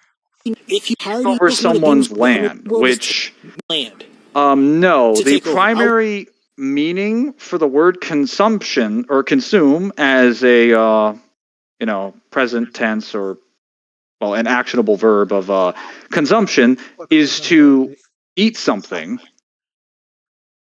It is to swallow it whole. And when referring to a space or a dimension, you would assume that, or you would deduce that consumption in this case means the dimension is swallowing the space that it is encountering. So, well, hang on. No. This is not the one I want. I don't want Merriam-Webster. What is it? Fuck. I hate them every time I use them. Kyle, what's the dictionary that you use? Britannica. Oxford. Oxford. Thank you. Fucking those dicks. It doesn't make a difference. They'll all say the same thing. I want to use the sort of official dictionary. Nice misspelling on my part. Pretty peak. We'll use Oxford's Learner Dictionary because I don't want to pay for the English one. Here it is. Sacrilege. To use something, especially fuel, energy, or time. Or, yeah, you consume something.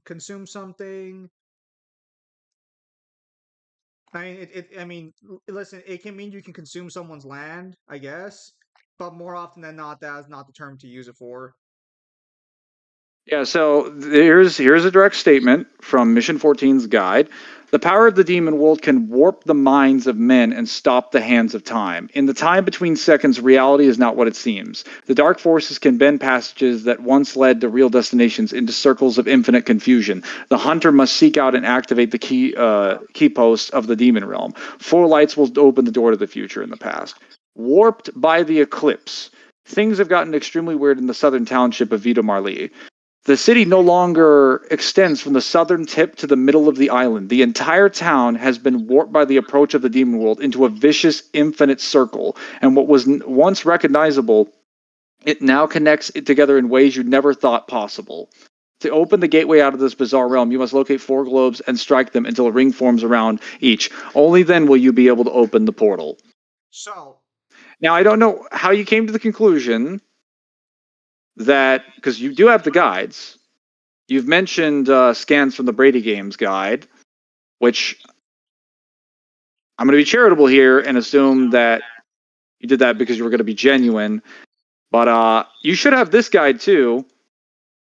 I mean, it literally provides more context on what's going on in DMC2 than like the game does, and it's an easy way to view the material without having to play the game, which I know people detest doing. And it directly confirms it's warping the dimension itself. also, Oh, And this is actually, also while we're on before. too, This is before you activate the sacrilege. It's already being warped. so boys, I just remembered, like, while we're on too, the was it mission? Is it? I'm not even gonna guess what mission it is. Well, You know no, when you're fighting the flaming bull, how it says you have to use Devil Trigger to beat it, and then you later on you mission just don't 9. need to. Well, technically mission 8, whatever. Correct Yeah. me if I'm wrong. Correct me if I'm wrong. The loop, the mission where the loop happens, where you have to hit the guidepost to go forward, happens after Arius has begun the ritual. Correct? Yes. Yes. So, because he's going to mention the seal right now, and that's what Well, we'll talk about. Okay, so technically, actually, no, not completely, because so he does have the Arcanas. I think he's like, but like the eclipse hasn't started yet. So Argosax isn't even in the conditions needed for the eclipse to happen, and the world has already started getting warped. Yeah, so the world itself So- is being warped. Even if you were to believe consume would mean taking their lands, consuming their lands, which no one uses consume like that, but let's say that's the case. The demon world is still affecting the human world and basically warping it substantially. It's also confirmed in other descriptions in the guidebooks that the demon world basically turns the air to toxin and the soil to ash. So they are absolutely not taking their lands for the reasons that you think. They don't want the property because the property is getting turned into dust. There's no value in the land after the demon world shows up. Guys, I think he has the Imgur downloads. Best case scenario, he got all the information off Divinity Statue. It would just mean the demons are taking over. That is the best case scenario, honestly. All it was talking about. Because how can Argosax, throughout the entirety of DMC2, was merging the two worlds, how can he do that if he was sealed away? Nowhere does it state the seal was weakening. No, you needed the Arcana to seal him, to unseal him. Zim, can you please stop it for just a minute, man? A little slow on this.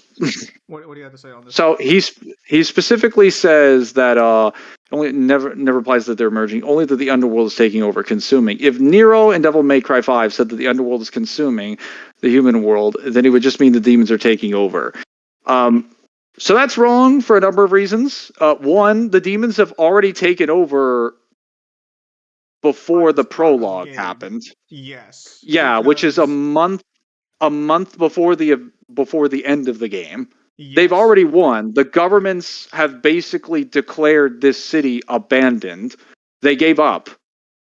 Well, it's also worth noting that if you take Nico's statement at face value in DMC5 at the start, she says that everywhere demons are running rampant. Yeah. I think she says that things are getting crazy not just here but everywhere. So yes, that's what she says. City, and they're already expanding outwards. So, as far as the underworld, what he says is that the underworld is taking over. Keep in mind, in the context of him saying this, the Qliphoth has already left Earth's atmosphere. It's coming in from the demon world. We also have statements from the Five's art book, which I'm going to assume he doesn't have this one. Well, you can technically use even the statements from Five's gallery, which confirmed that the Qliphoth has actually ripped down the barriers between the human world and the demon world. So that tree that's coming in, yeah, it destroyed the entire dimensional barrier between the human world and the demon world. It ripped it to pieces, and then it clawed its way through into reality. But we have other statements that we can use as well from Five's art. Give me a moment. You're grabbing that. The argument you could present is that, well, why doesn't it do what it does in DMC2 if DMC5 is doing the same thing? But that's because in DMC2, you're not really doing the same thing. In DMC2, there are forces shoving them together, either Dante or some other force, we'll say, since you don't want to say it's Argosax. But we'll talk about that sealed moment, because that one doesn't quite work out the way you think it does.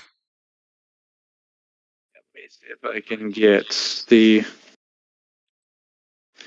There's it's from there's two statements. So there's two Qliphoth statements. There's the original Qliphoth statement, and then there is a description for, I believe, the bosses. Yes. Here it is. The Qliphoth saps energy from anything and everything in this world. With a silhouette like barbed wire and a sack brimming with the color of life, the Qliphoth creates a horrific image of once modern and primitive. And then later, they provide more commentary on the Qliphoth itself. After absorbing all the energy of its surroundings, the Qliphoth rises into the sky and spreads out across the earth, seeking even more. Breaching out into the stratosphere, the Qliphoth casts a wicked tree's shadow upon the earth below. I tried to make the image easy to understand so the intent would be clear.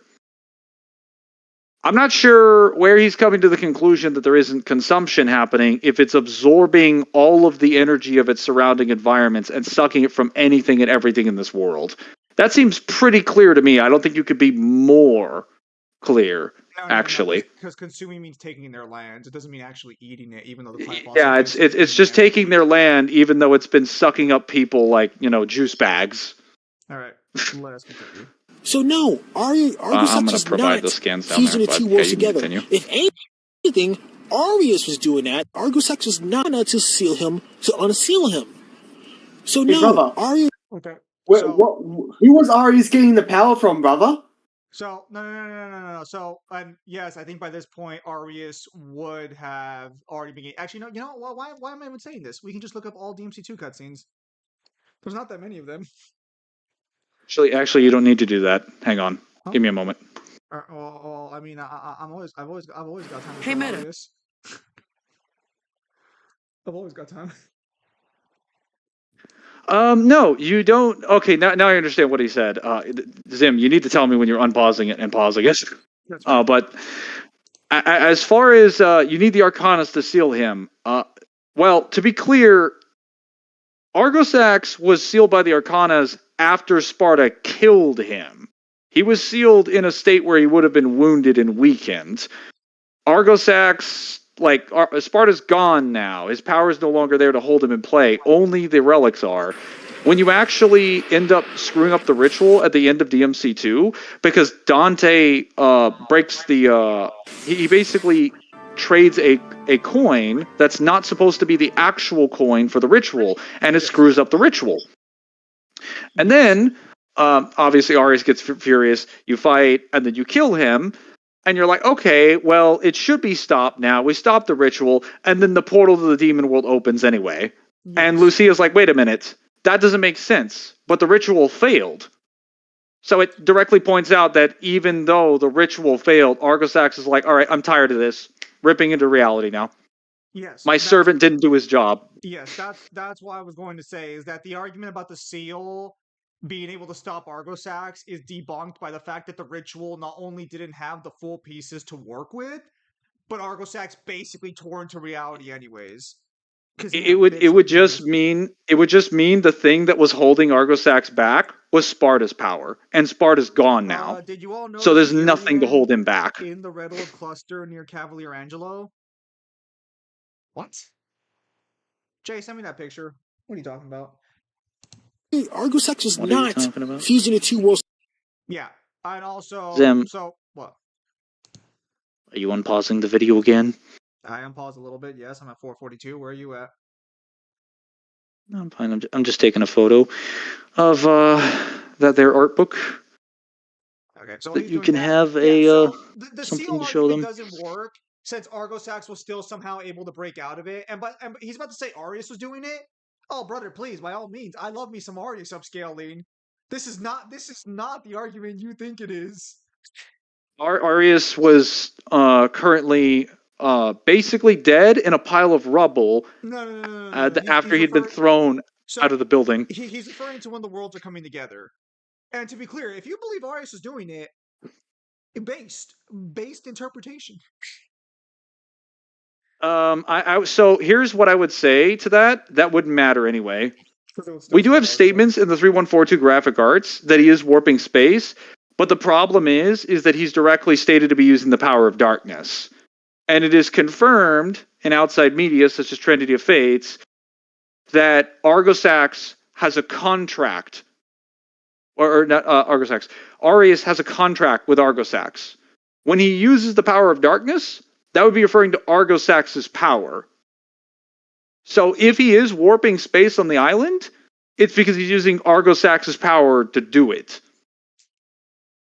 So even if Arius was doing it, you'd still have to attribute it to Argosax.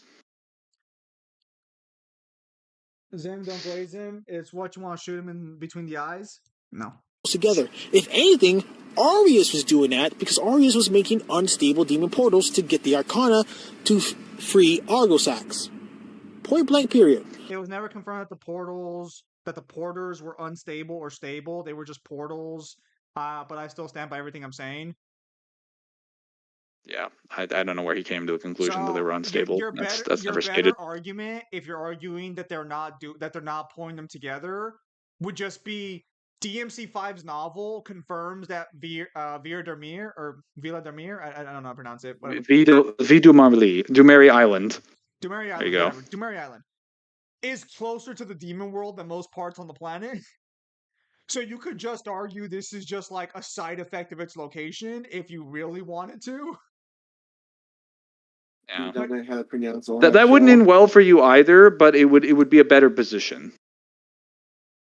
It would certainly be more accurate. Hang on. Let me show the other one. Alright, let us continue. Now, let's get into another misconception. Nowhere does it state that Argosax is as powerful as Void Mundus. It's only stated that Argosax is as powerful as regular Mundus, which means Dante one-shotting Argosax. Yes, official Capcom materials and in-game lore state that Argosax with a Demon King will power equal to Mundus. It's not that impressive because Dante is not. That's a quote from Google. So yes, actually, that is not a quote from anything. That is the AI coupling together. But let's. Which means Dante won. Yes, official Capcom materials and in-game lore state that Argosax was a Demon King with power equal to Mundus. Yes, that is true. Yes, this is correct. Because the context for that statement in the history of DMC5 is that Dante had beaten Demon Kings with powers who rivaled that of Mundus. We actually find what the proper context for the statement is later on in Five's novel, that the reason why Argosax was credited with rivaling Mundus, why that's a common fact in the demon world and DMC, is because he went to war with him 2,000 years ago and split up the demon world. And then after that point, you continue. I want to show. I want to show where he got it from. Yeah. After that point, well, actually, give me a moment. Yeah. So here we go. Many sources, including Capcom's official statements, indicate. Oh wait, is that where it gets from? No. The two demons in which the war split the halves. Say Reddit users. Now, to be as clear as possible, I'm fairly confident I got a different. Here, let me try as Mundus stronger than There you go. No, give me a moment. There it is. There you go. You're welcome. What's the prompt? But not even demonic rulers rivaling the power of Mundus could match Dante's strength. Is that what it says in the? Is that what it says? That is what it says in History of DMC. Well, no, because I saw that exact AI thing earlier. I can't find it though. But yeah, okay. So that's the DMC5 overview. Let's see what if he has to say. But I'm this sorry. is an AI thing. The link there is probably a link to Reddit. I'm putting something in there that I'll talk about in a moment. But basically, in Five's novel, they tell you that Argosax, Dante remembers that Argosax was basically the original big bad who divided the demon world, who challenged the sovereign king Mundus, and in a war that divided the demon world into two parts. Now, this is the war from before. This is 2,000 years ago, but this is before Mundus gets sealed away. This is when Sparta is still in his army. Then, after they divide the demon world, at some point afterwards, Mundus invades the human world, gets defeated by Sparta, and is sealed away in the demon world, and then Sparta seals off the demon world itself. Argosax is left in the demon world with all of his property and everything by himself as like the only major demon king. And we have his descriptions to confirm what he was doing in that time. Because his descriptions state that he conquered the demon world and subdued all the demons, but was defeated by Sparta. Yes. He went around beating the shit out of other demons in Mundus's portion of the demon world because he had already taken his own. And it is confirmed in DMC that when you inflict pain or receive pain, you basically gain power. Which also I'm going to grab that statement as well. Oh, that's cool. No. So he's talking about how in the blood orb cluster, you know how normally people you see are like humans and shit in the blood orb clusters in DMC5. I guess one of the clusters has a horse instead of a human. Yes. But so yeah, so regarding the Void Mundus situation, the reason that is brought up because notice how he doesn't talk about the Void Mundus fight at all. Dante never gets hit by Void Mundus. Dante goes into Void Mundus' seat of power and beats the shit out of him without ever taking a single hit of damage. Argosax He just no hits him. What? Yeah, he just no hits him. He doesn't take damage, so you wouldn't argue he's that much stronger than Void Mundus is. Yes. The point I was getting at is not only are there other people who can keep up with Dante in DMC2 alone, which would already put them on or above Void Mundus' level because they can actually fight him. Technically, Aureus would scale above Void Mundus too. Argosax is able to parry him when he's already about to die, which is more than Void Mundus ever did to Dante, and that's not including the fight in Trinity. Is it Trinity of Fates? It's Trinity of Fates, right? Yes. Hold up. We don't even need to bring that one up. I doubt his brain will be able to handle it. I'm just going to get Furiataris. All right. Because this will just kind of like be the most direct example of it. Actually, if you want, could you provide the chart or for the relationship in DMC2 between the demons? I can. I have that scan. I haven't gotten too many opportunities to talk about it, fortunately. But I actually have the translation for it, so I can tell you guys what it says directly. Hold up. Let me see if I can get... Where is Furiataris? So he's doing that. Where is the bronze bull? We will be going No, don't. No. Don't continue. Well, I'm not continuing. I'm not done yet. I'm just having a Well, chat. do you think it's worth showing the Trinity of Fates fight just to basically show him that Dante didn't technically one-shot Argosax. Technically, Argosax almost one-shot Dante, and he had to go into his strongest form. First, we're going to show the Immediately. statement, and then afterwards we'll see, depending on if Mingler's still talking. Give me a moment. Well, I also wanted to talk about Argosax getting stronger, because technically speaking, the statement from History of DMC, that is referring to Argosax during the 2,000-year time skip. We have confirmation that he was beating demons in that period of time, and we also have evidence in the modern timeline that shows that he is stronger, because the Dante that fights him is already stronger than Anime Dante. And Anime Dante is already at least equal to Mundus in base. So, even the base Dante by the events of DMC2 would be much stronger than Mundus. let alone his devil triggers. But I'm going to get to the Firataris thing. For what Trinity of Fates is, Trinity of Fates was a overview. I believe it was for. It is a DVD. So it is basically a DVD, or sort of like a book summary, like a guide that recaps the with a bunch of overviews and character profiles of the first 3 games. It was released in, I believe, 2006, with one of the anniversaries of Devil May Cry to promote after the events of the games, like to promote more material for it. It was literally used to just as promotional material at first to be like, hey, oh, here's more content that you're going to have. And it came with a direct DVD. Yes. Which is where people what we talk about when we say Trinity of Fates. In this DVD, the DVD is an edited video movie that actually goes over all the cutscenes of DMC 1, 2, and 3, except it now has brand new camera shots and brand new camera angles in the levels and in some of the boss fights. So you get to see how Dante goes through the events of DMC 1, 2, and 3. From the perspective of the developers. Yes. But like the developers aren't commenting on it. They just show him going through it. And they show how the fights happen. This would be a movie or sort of a more accurate in-game representation of how the fights are to go down. Especially because the camera angles you're seeing throughout this footage, most of these camera angles are not possible to get within the base game itself. And as you just saw, if you ended up watching this, or anyone watching this with the Argosax fight, you'll notice that the end of the sort of gameplay portion segues perfectly into the cutscene. Yeah, it will directly segue into that. Let me. So it's entirely possible this is developer footage that leads to making the cutscenes.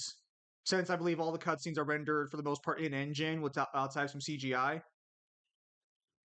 Okay, I'll just go grab like a new scan of it because that's it's fine. It goes between Argosax and Dante in a more official lens. So Dante has to go Majin DT to win that fight. The Demon Kings are like the bees. Everyone loves Mundus. Think Abigail is mean and hates Argosax. True. Go on. Here we go. Yeah, so it basically says at the beginning of like mission 8, I'm going to highlight this so that you guys can see it. This is in page 52 of, God fucking damn it. Stupid. Yeah, that guy. Never heard of that guidebook, but I mean, pop off.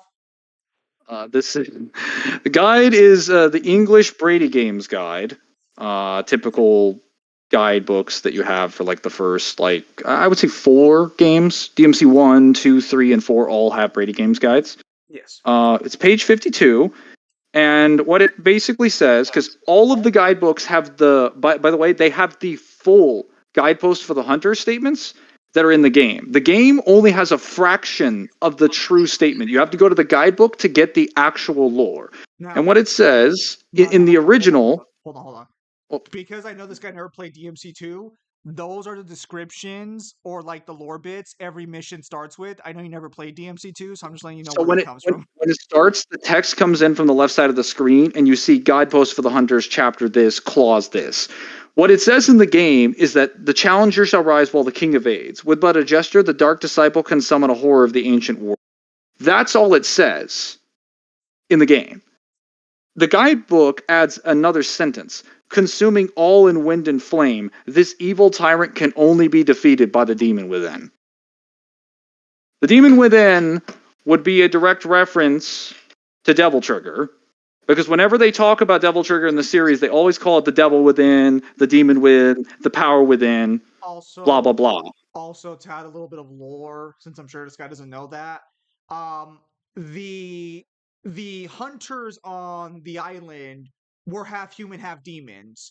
Dante and Virgil are not the only half human, half demons in DMC. Matiere, the old lady in DMC2, she's the same way Dante and Virgil are. She's just really old. I think she's over like 200 years. She's many centuries old, but like the point is that like they're not the only hybrids. They've also fought against beings like this before, so it's not as Dante and Virgil aren't special. Yes. Not really. What makes them special is their bloodline, not their existence itself. Yeah, I know it's a little weird let me get because the the other games don't really touch on it, but there's more than. Let me get the actual. Here it is. So I'll grab this one because this is the full complete one, and then I can actually read to you what it says. So for everyone looking at this right now, this is a page from the character diagram for Trinity of Fates. So all of the games in Trinity of Fates will have a character diagram that shows basically relationships to the characters. Mundus has one, Arkham has one, Ares has one. On the left side of the page, they usually have like the heroes or the protagonists, and then on the right side, they usually have the villains or the antagonists. In Arius's case, he has a lot of lines because he has a lot of connections to various characters. What it says specifically under, if you go down to the right box, that text on the top of the gray box, right above Plutonian, that armored giant right next to Orangatara, is what it says when you translate it is under the rule of. As in, these beings in all these boxes are under Arius's rule. They are subservient to him. And that includes Phantom, Furiataris, the guy that forces Dante to Devil Trigger, and Bulwark, the enemy that is stated to have fought against Sparta. Yes. That's literally his only attributed lore, is that he fought against Sparta. He did one. You know, the guy that he has one thing, and it's that he scales to Sparta. The guy that fought Mundus. And all of them are just tools and servants of Arius. As for the statements in regards to Argosax, it specifically says contract with Argosax. The rest of them are under his rule. Argosax is not. But he is using Argosax's power. Yes. Which is also why you can attribute any feats. Well, you can attribute feats that Arius has in general. Technically, they'd still be Arius's power too, because he's using them in combat. But I'm saying any feats that Arius does upscales Argosax, because he is using him as like a summon the way that like V is using the summons in 5. It's the same premise. All right. So with all that out of the way, let's continue the video. I'm at 5:05. We only got about 3 minutes left, so let's see what he has to say. Starting Argosax is not that impressive because Dante is massively more powerful than Argosax is. One-shotting somebody that you're already more powerful than is not that impressive. That's actually bitch made. So no. So again, as we showed, very quick pause at 5:19. As we showed with Trinity of Fates, that fight was a lot more intense than what the cutscene would let on. Also, the cutscene did you was at actually- the very end of the fight. I don't know why people keep saying he one-shot. So this one always trips me out. Everyone says Dante one-shots Argosax, but Argosax is breaking apart at the start of the cutscene. There was an extended fight that we don't know about. Does everyone just assume that Dante just looked at Argosax and he started blowing up the second he spawned? So to be clear, if you believe, even if you don't include Trinity of Fates, everything we provided about the game should be enough to indicate that if the servants of Dante, servants of Argosax and Arius can push Dante this far, if Arius can push him this far as well, and he can go Devil Trigger and he has to beat them later in the game and get stronger, then Argosax should also be capable of doing the same thing. By the time you see him, as Zim pointed out, his wings are broken. After his wings are broken, when he's at his weakest point, he throws a stinger at Argosax. Argosax aims around the stinger and tries to strike him, and then parries Rebellion and flings it into the air. So he knocks it out of Dante's hands. He has enough strength to disarm Dante's weapon. So even in the ending scene, he proves he scales to Dante. He's actually stronger than base Dante because he knocked his weapon out of his hands.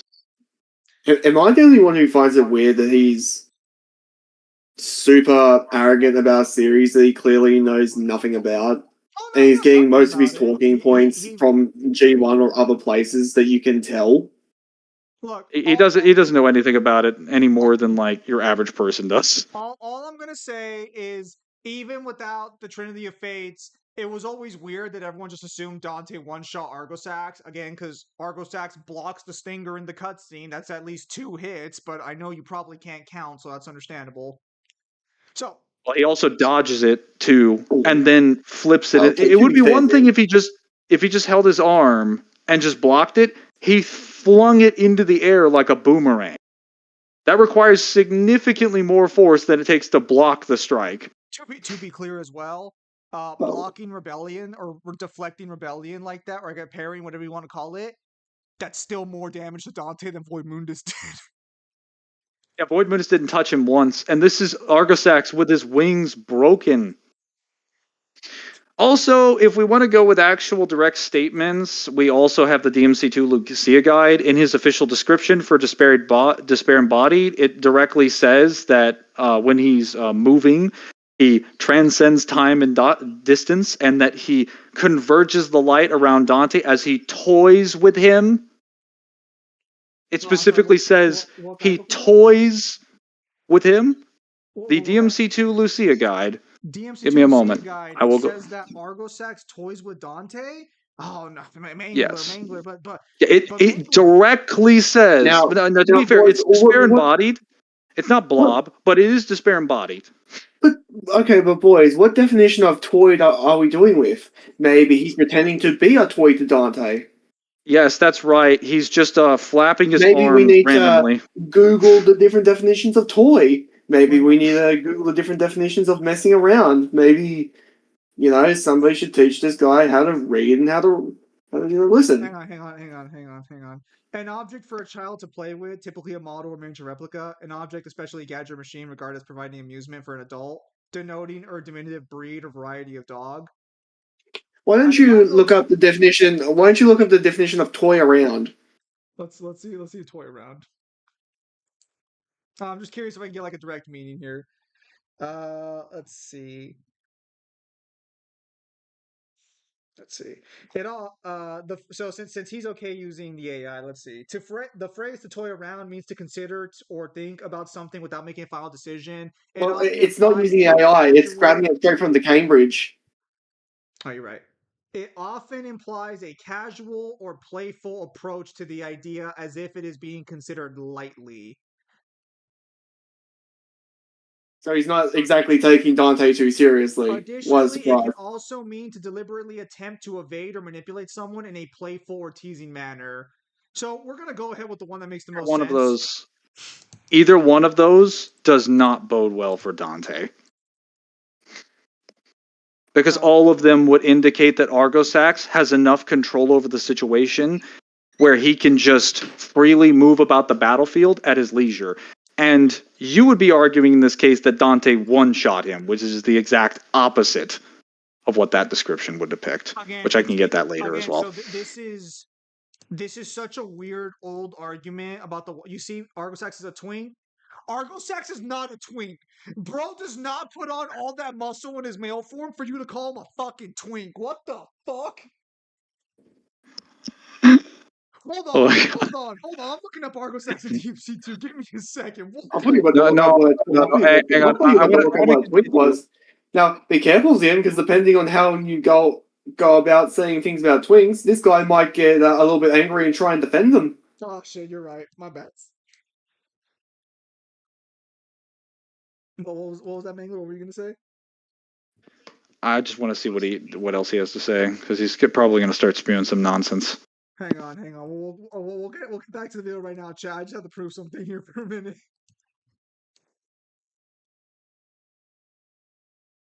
Okay. Well, if you think about it, Dante hurting the Despair Embodied, would that be him trying to hurt the perfect trans? Shut up, Kyle. Look at that fucking physique! Fuck out of here! That is not a twink! That man has some broad shoulders! Zim did not make fan art of this man double teaming just to be called something. What the hell are you talking about there, Buckaroo? Twink looking? Actually fucking actually We need to continue. This isn't really relevant. I believe it is very relevant. Also, what he says after this is far more egregious than the shit that he said about Dante. Or not Dante, Argosac. Alright, so let's continue. That's actually bitch made. So no. So at bare minimum, Dante is just the same level of power as he was in the Devil May Cry 2 novel, which is a high universal level. That's it. That is it. And that's why I say Dante is stagnant throughout the entire franchise up until Devil May Cry 5. So now let's get into Devil May Cry 5 scaling. With everything being said, DMC5 Dante has gained a dramatic increase in power. What I mean by this is he should be at least multiversal in his Sin DT form, and his Devil Trigger and base form should be a low multiversal being, due to the fact that we know for a fact that Dante's base form does get stronger when he gets a Devil Trigger form and a Devil Trigger increase. Now, we don't know how drastic this increase was for Dante. There's no unquantifiable way. I know if anyone says there is, they're lying to you.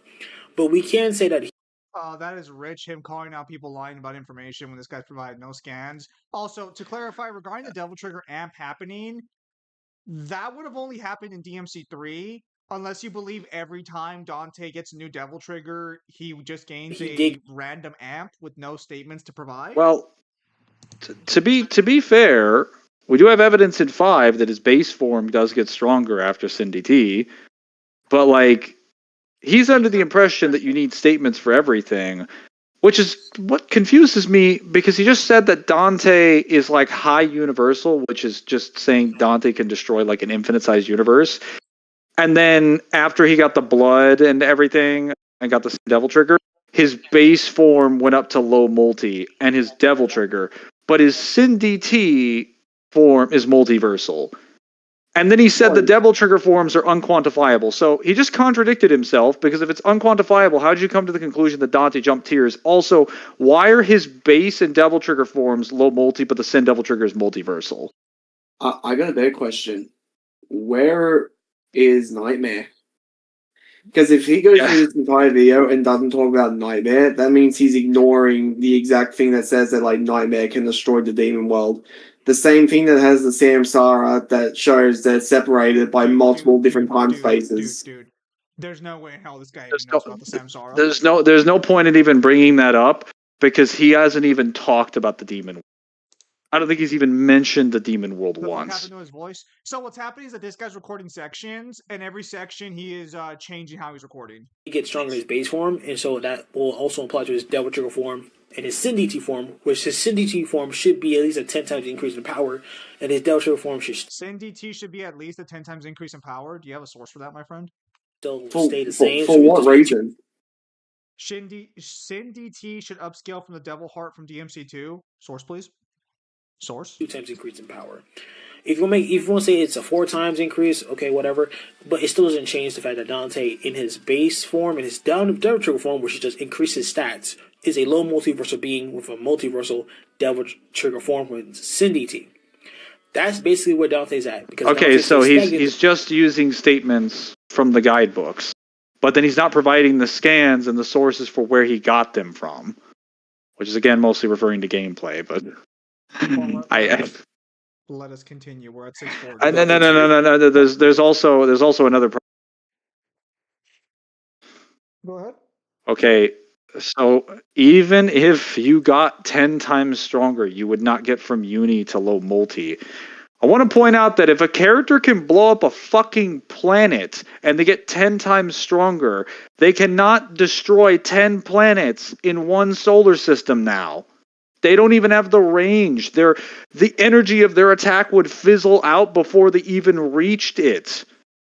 The distance between solar systems and stars is astronomically greater than that. Galaxies even more so. The distance between universes would be unfathomably larger than that.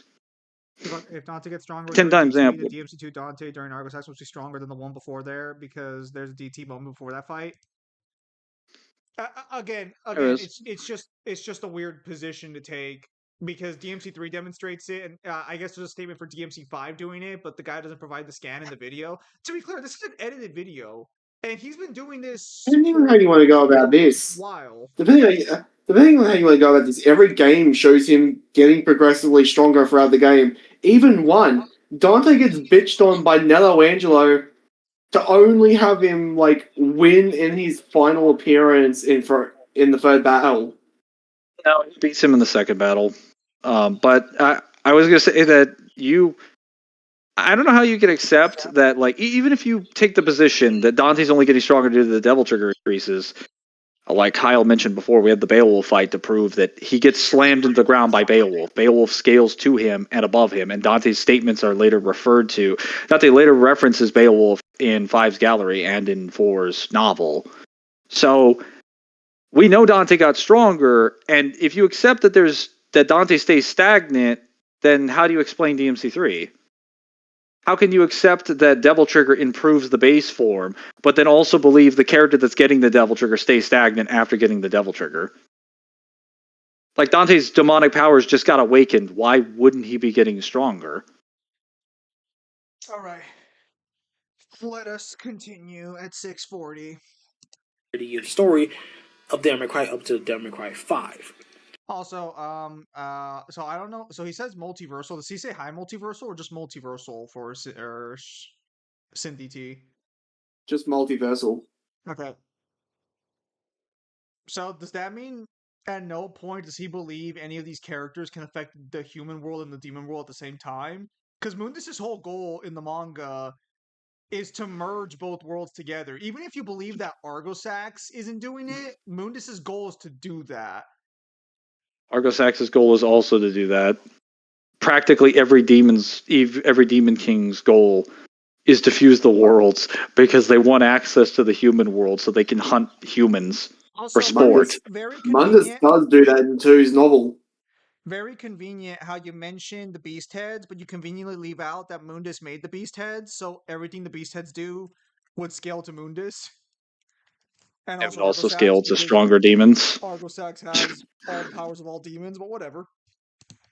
With that being going forward, said, Dante is a very powerful character. He can react to people who were faster than space and time itself. He's fought multiple people who can destroy and create universes. He has fought multiple people who can cut through dimensions, which is not multiple people, but Nero can technically do it. So he has fought multiple people who can do that. He's a very powerful character. He has a lot of hacks abilities. He has soul manipulation. And that said, he doesn't really have that many hacks. A lot of Dante's hacks are very, not really stated or implied. Wait. I love how, whoa, that was wild. There was like a cut there. He was like, he has soul manipulation. He doesn't have anything else. He doesn't have a lot of hacks. They're not very good. Like, what was that pause? Well, I'm sorry, did you have a gun to your head, good sir? The pause was a setup for being like, I baited you. He has no real abilities. Wait, I don't want to hear this from the person who reps Clive, who literally has nothing outside generic energy manipulation. Fuck off. Hold on. Dante has no hexes. He has precog with Alistair. That's already more than what you said. He has a statement in 2's novel where he's able to predict the phone ringing on his desk before it even does anything. And what about all of his weapons? What about him performing telekinesis in DMC1 when Trish throws the motorcycle at him? What about him? What about just in the anime? Yeah, what about him calling Rebellion to his position?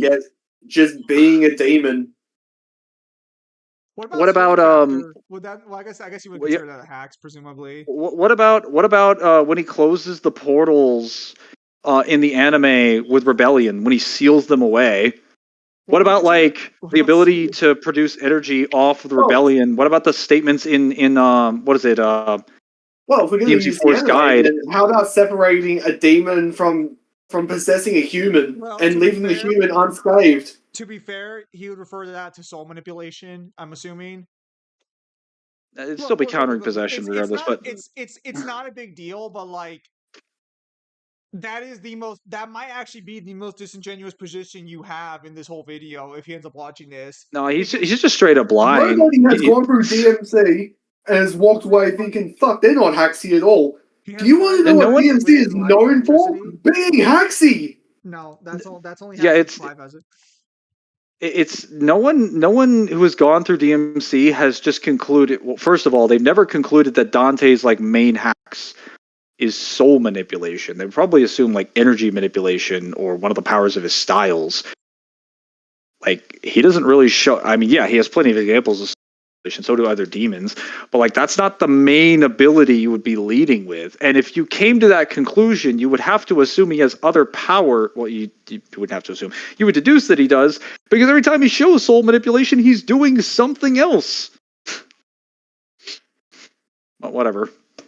Doesn't matter. But he's very powerful. He has ability. He can manipulate shadows, and he also can float, taint, Brother, control. before we move on, like, brother, there's a reason why when people attack DMC, they usually try to attack, like, his AP instead of his hacks, because trying to attack his hacks is a losing gambit, which anyone with any basic knowledge can basically bitch slap you into the Stone Age. Hold on. So they go after his... Well, I was gonna Just say, wait. hold on, because he's continuing powers. So maybe that was just a joke, and we just No. reacted to it. My end conclusion is basically just saying to him, like, it's not powers that people go after, because that's a losing battle. The reason why people fuck with Dante's like stats very, like, not is so that their character can win. At all. But he's very powerful. He has ability. He can manipulate shadows. No. Apparently, he does believe that Dante doesn't have hexes, but he has other abilities. Okay, so And he also can float, taint, control his own flow of time. Dante's time control is him moving faster. So right now, he controls his own flow of time, making him faster. Quicksilver makes himself faster in the slow flow of time. Hold up. Give me a sec.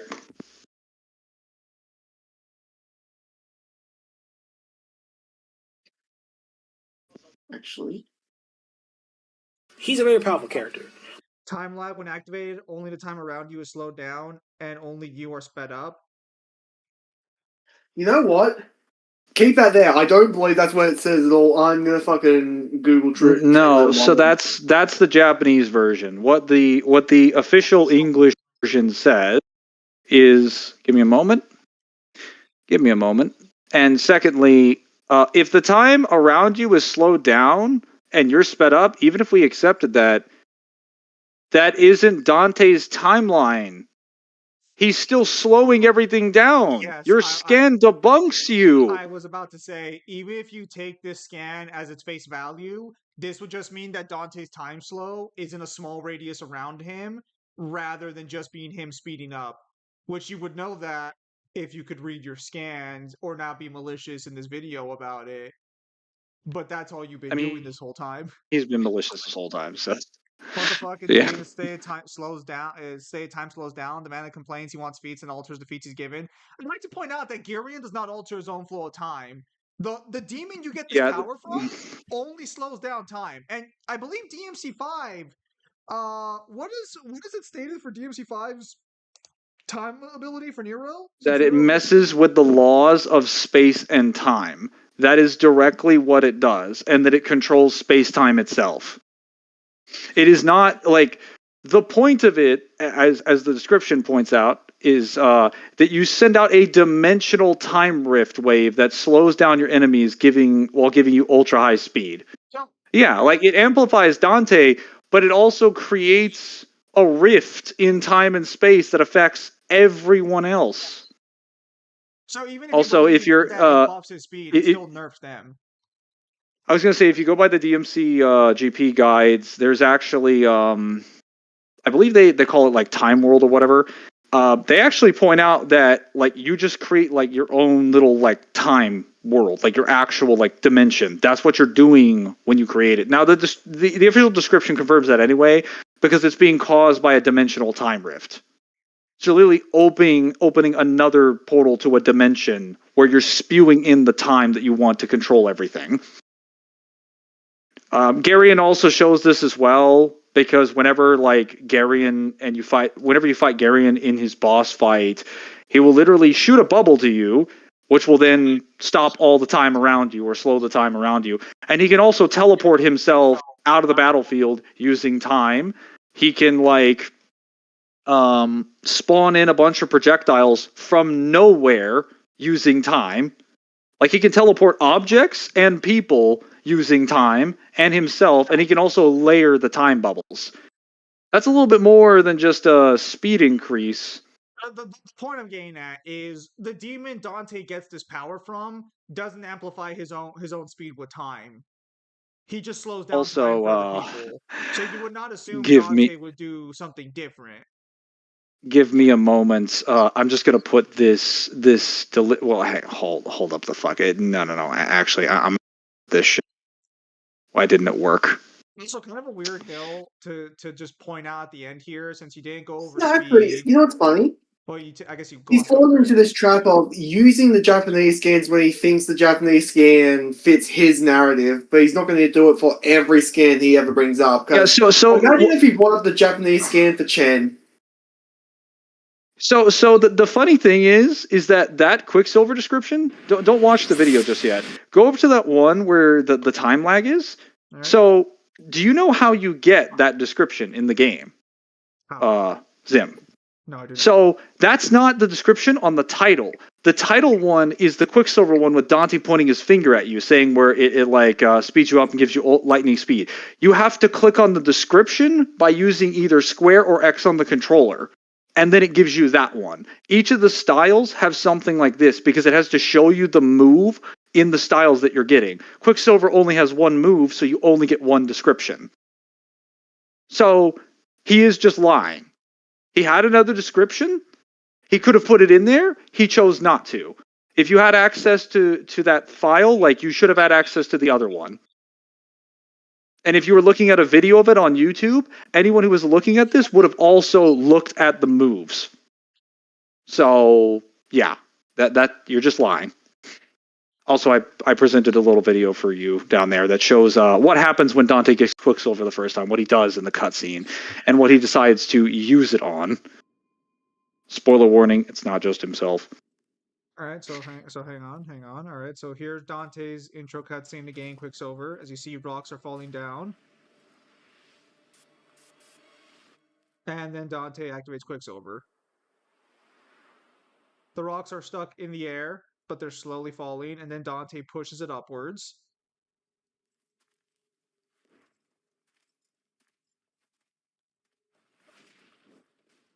Now, the argument you could make is that it's based on Dante's perception, therefore that's why they're still hanging in the air. But Dante's able to move them around, and then it's only after a set time they disappear. So even when he's away from them, they're still moving at the same speed. And by that point, we're just seeing the rocks. Dante is no longer in frame to make that argument. We would just assume at that point that he deactivated it because he's walking away. All right. Because there's no reason for it to be active anymore. The only reason he used that was to test it out, and then he tested it out, and then he walked off. I mean, it doesn't need to be active anymore. He's actively trying to avoid it because he realizes if he reads the description, his intended not only Dante's slowing time, he's also getting faster, which makes him look worse. No, because his whole position is that Quicksilver is not time manipulation for anyone but Dante, and it's Dante gaining a massive speed amp. But again, that's not what the Demon Girion does. Well, it's funny because he brings up like the different devil hearts, but he's not going to bring up the Chrono heart, and he's probably not going to bring up the Bangle of Time either. Oh, hang on, we might get that one, but I'm going to go grab the Garion statement because Zim, you said you wanted that one. So he is using the guidebook. Own flow of time, make him faster. He's a very powerful character. The guidebook does not do him any favors. So, unfortunately, Dante learns the Quicksilver style after defeating Girion in Mission 12. The Quicksilver style basically changes the function of the circle button so that Dante can make time seem to slow down for a short period of time. Time lag. Dante enters a hyperspeed mode, making it seem as if all enemies slow down. Time lag allows Dante to dodge an enemy attack or launch several combo attacks before the enemy knows what hit him. Yep. I've seen people use this to argue that because it says seems to slow time, it's not actually a time slow. Hold up. Let me get the descriptions in there. Hype Dante's power. No, I didn't mean to do that. So here are the descriptions for Ragtime, which is directly taken from Garion's power, and it is directly stated to bending the laws of space and time is a hell of a feat, even for someone as awesome as me. But thanks to this Garion chunk V brought back, I've done it. I've weaponized time itself. And then for the Garion description, it says, Garion is listed as Equilis Daemonis in some of the oldest demon texts. That's horse demons, the uneducated. You keeping up okay, Sugar? Anyways, seems these demons come in all shapes and sizes, but the one thing they have in common is the power to mess with time. I also have other footage from like the boss fight I can show at some other point, but that should be. The position is inherently just. The statements imply that Dante's just beating himself up, although even the ones he provided, one of them already goes against that position, but whatever, pop off king. All right. Well, there's I've also got other descriptions, but yeah, we would be here all day if I provided all 5 to 10 and there's more footage I can get later. The point is that for every description that you give of a demon, if that demon gets referenced again, it's getting 4 to 5 other descriptions. And usually, if it's a greater demon, it gets a boss fight too, with other statements and things. This is not the verse that you want to make the argument for, like, having, like, really disingenuous positions where you show, like, one scan, because you're going to have to argue against a dozen different pieces of evidence. Like, also, the fabrication position only works so far until I provide you, like, a dozen pieces of evidence. All right, let us continue. Doesn't Dante's Quicksilver cancel out Garion's as well as slowing the demon down? So the way that it works in game is that if you use Quicksilver on any demon, it will slow them down. If you use it on Garion, it will slow him down. But if Garion's time bubble hits you, or if Garion activates Quicksilver, it cancels out your Quicksilver. And your Quicksilver cancels out his Quicksilver. They are the only mechanics in the game that interact with each other that way. All right, let us continue. I'm not trying to say he's a weak character at all. He's very powerful. But Dante is only this powerful. And this is a non-glazed Dante power scaling video.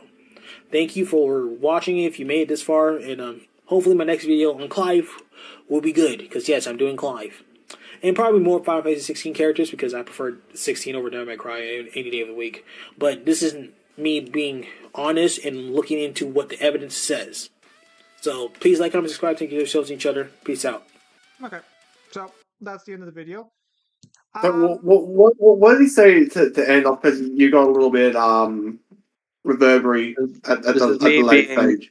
This is me being honest and taking the evidence as it says. So which really, and he plans on doing a Clive one, and that's going to be his position. Ooh, that's going to be fucking interesting. Then Clive should never even lick Universal. We'll see what he has to say about Clive, but I will say I do believe he's being honest because he never mentions Nightmare, so I'm convinced that there are just things he doesn't know about DMC to not talk about. Because he doesn't talk about the Beast Heads either. Even though he says Chen doesn't control the power, that should still scale to the Beast Heads, and Dante's still able to deal with and fight the Beast Heads. He would know about the Beast Heads if he touched his novel. Do his due diligence. But we're okay. So we're assuming best case scenario. He got the novels off Divinity Statue. He definitely didn't go out and purchase them because if he did, he would have taken pictures of them, or he would have shown them, or he would have mentioned that he did because he would have wanted to make a point out of it. He never did that. And to be fair, you don't need to purchase them. You can get them online for free. So we're assuming that he did it. We have no evidence to believe that he did it because he could have gotten the scans from someone or something else, probably from someone who just disagrees with Chen's position. And considering he's surrounded by a bunch of FF16 fans who really hate Dante, that's not that much of an assumption to make. That is the only assumption that I will be making today, though. All the other positions that I made were deductions, Kairos. They were facts. They were not opinions. They were based on the scans that directly state these things. Something you have failed to do. Zim, is there anything else you wanted to say? Yes. So very briefly, I want to cover. So yeah, we talked about it. We provided scans. Again, even if you don't agree with all the evidence provided, which you'll have to explain reasons for why you wouldn't agree with it, you're still wrong on a lot of your interpretations. But to clarify, there will be no live streams reacting to his 16 videos or anything like that. This was just for DMC because he fucking kept talking shit about us and he was gonna debunk DMC. So I wanted to see what that was gonna be like. I don't particularly care for 16 takes, especially not enough to actually make a video about it. I might watch them by myself, but beyond that, this will be the only live stream covering this guy unless stuff gets really crazy. I mean, if that's the best I he's was gonna got, say, by all means. yeah. What do we think of the video as DMC power skillers, content creators? Because apparently, according to this guy, that's all we are. We don't scale the under series, apparently. So Honestly, no word of a lie, no bullshit. Lazy. Didn't provide enough scans to substantiate a lot of his positions.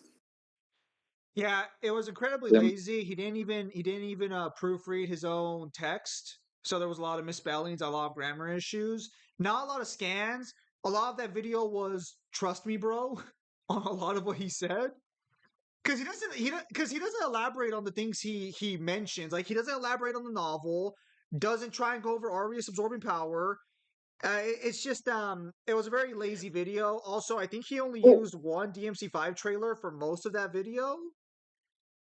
it's not even that. It's also that it was a very maliciously lazy video because if you're going to debunk DMC, then you'd think you do a little bit of baseline research looking at what all of the big arguments are and then trying to disprove them one by one. But I knew it was going to be inadequate when it was 8 minutes long. Like, hell, a series could have one game in it, and I would expect you to do more than 8 minutes worth of stuff that you think is a debunk. I will say I am very surprised that the Mirror World had its own section, but Nightmare was not even mentioned because no one really If uses this the Mirror World guy, for scaling. Well, no, because if you mention Nightmare, then you also have to mention the world that he can take you to. yep, and you have to acknowledge a lot of things. That's why I'm pretty sure this guy is lying about 99% of the takes that he has, and is also getting his sources from other people. Because if you take into consideration which arguments he's taking, they are not so revealing in the sense of like what they're talking about. It's what they're not talking about. Because you don't talk about the mirror world when you talk about DMC1. You talk about Nightmare. Or you talk about Nello Angelo. Or you talk about like other characters. Not the mirror world. The mirror world doesn't get you anything. And to be clear, when the mirror world was being used for the longest time, it wasn't being used for the cosmology. It was being used for speed. But he wouldn't know that. Well, it's also like no one attacks the mirror world. What you attack is the demon world, and you try and attack that being correlated to Mundus. As far as the editing is concerned, I had a lot of problems with like the grammar, certain spelling. There were a lot of weird pauses. But like that's fine, I guess. I mean, maybe if it's like one of his first videos, maybe he's just a little bit nervous. It's okay, everybody's a little nervous. But I did have some issues with some of the footage he was using because he was it kind of felt like almost like we were being looped a little. And I know I've seen this footage before. I don't think it was his own. I think he just took a trailer, like Zim said. I'm fairly confident there was a trailer loop in there. I don't know if the whole video was a loop of DMC5's trailer. I wasn't paying attention to the trailer, but I know it did loop at least once. Well, so I'm trying to think of like. No, yeah, this is literally just the trailer and like cutscenes. I mean, there are. No, like I don't even know if I can argue. Okay, so there's some things in here that are clearly from the game, but because of how he's using the camera, it's really difficult to argue it isn't trailer footage. Because there's a lot of trailers. There's a lot of promotional material for DMC5, especially before the game came out, because people were leaking the game. So they had to drop like the Virgil trailer and everything. They're like, oh my god, we gotta unleash everything and spoil the entire game. And then they did it again with a special edition. So there's a lot of footage of like Nero and other characters just basically like blasting like the bosses. There are some things in here that might be, but like literally the overwhelming majority of this is just trailers. Trailers and cutscenes comped together. I wouldn't mind, but like no, like I think Kyle just said best. It's incredibly lazy. Not even talk about the research or lack of scans, but the fact that he didn't even bother presentation. to get footage of the other games when he's talking about them is just like bare minimum. It's I don't even think he provides a single like he doesn't even provide any examples from really DMC2, DMC1, DMC4. They had like one scene from DMC3 and just 5. It was literally just 5 the entire video.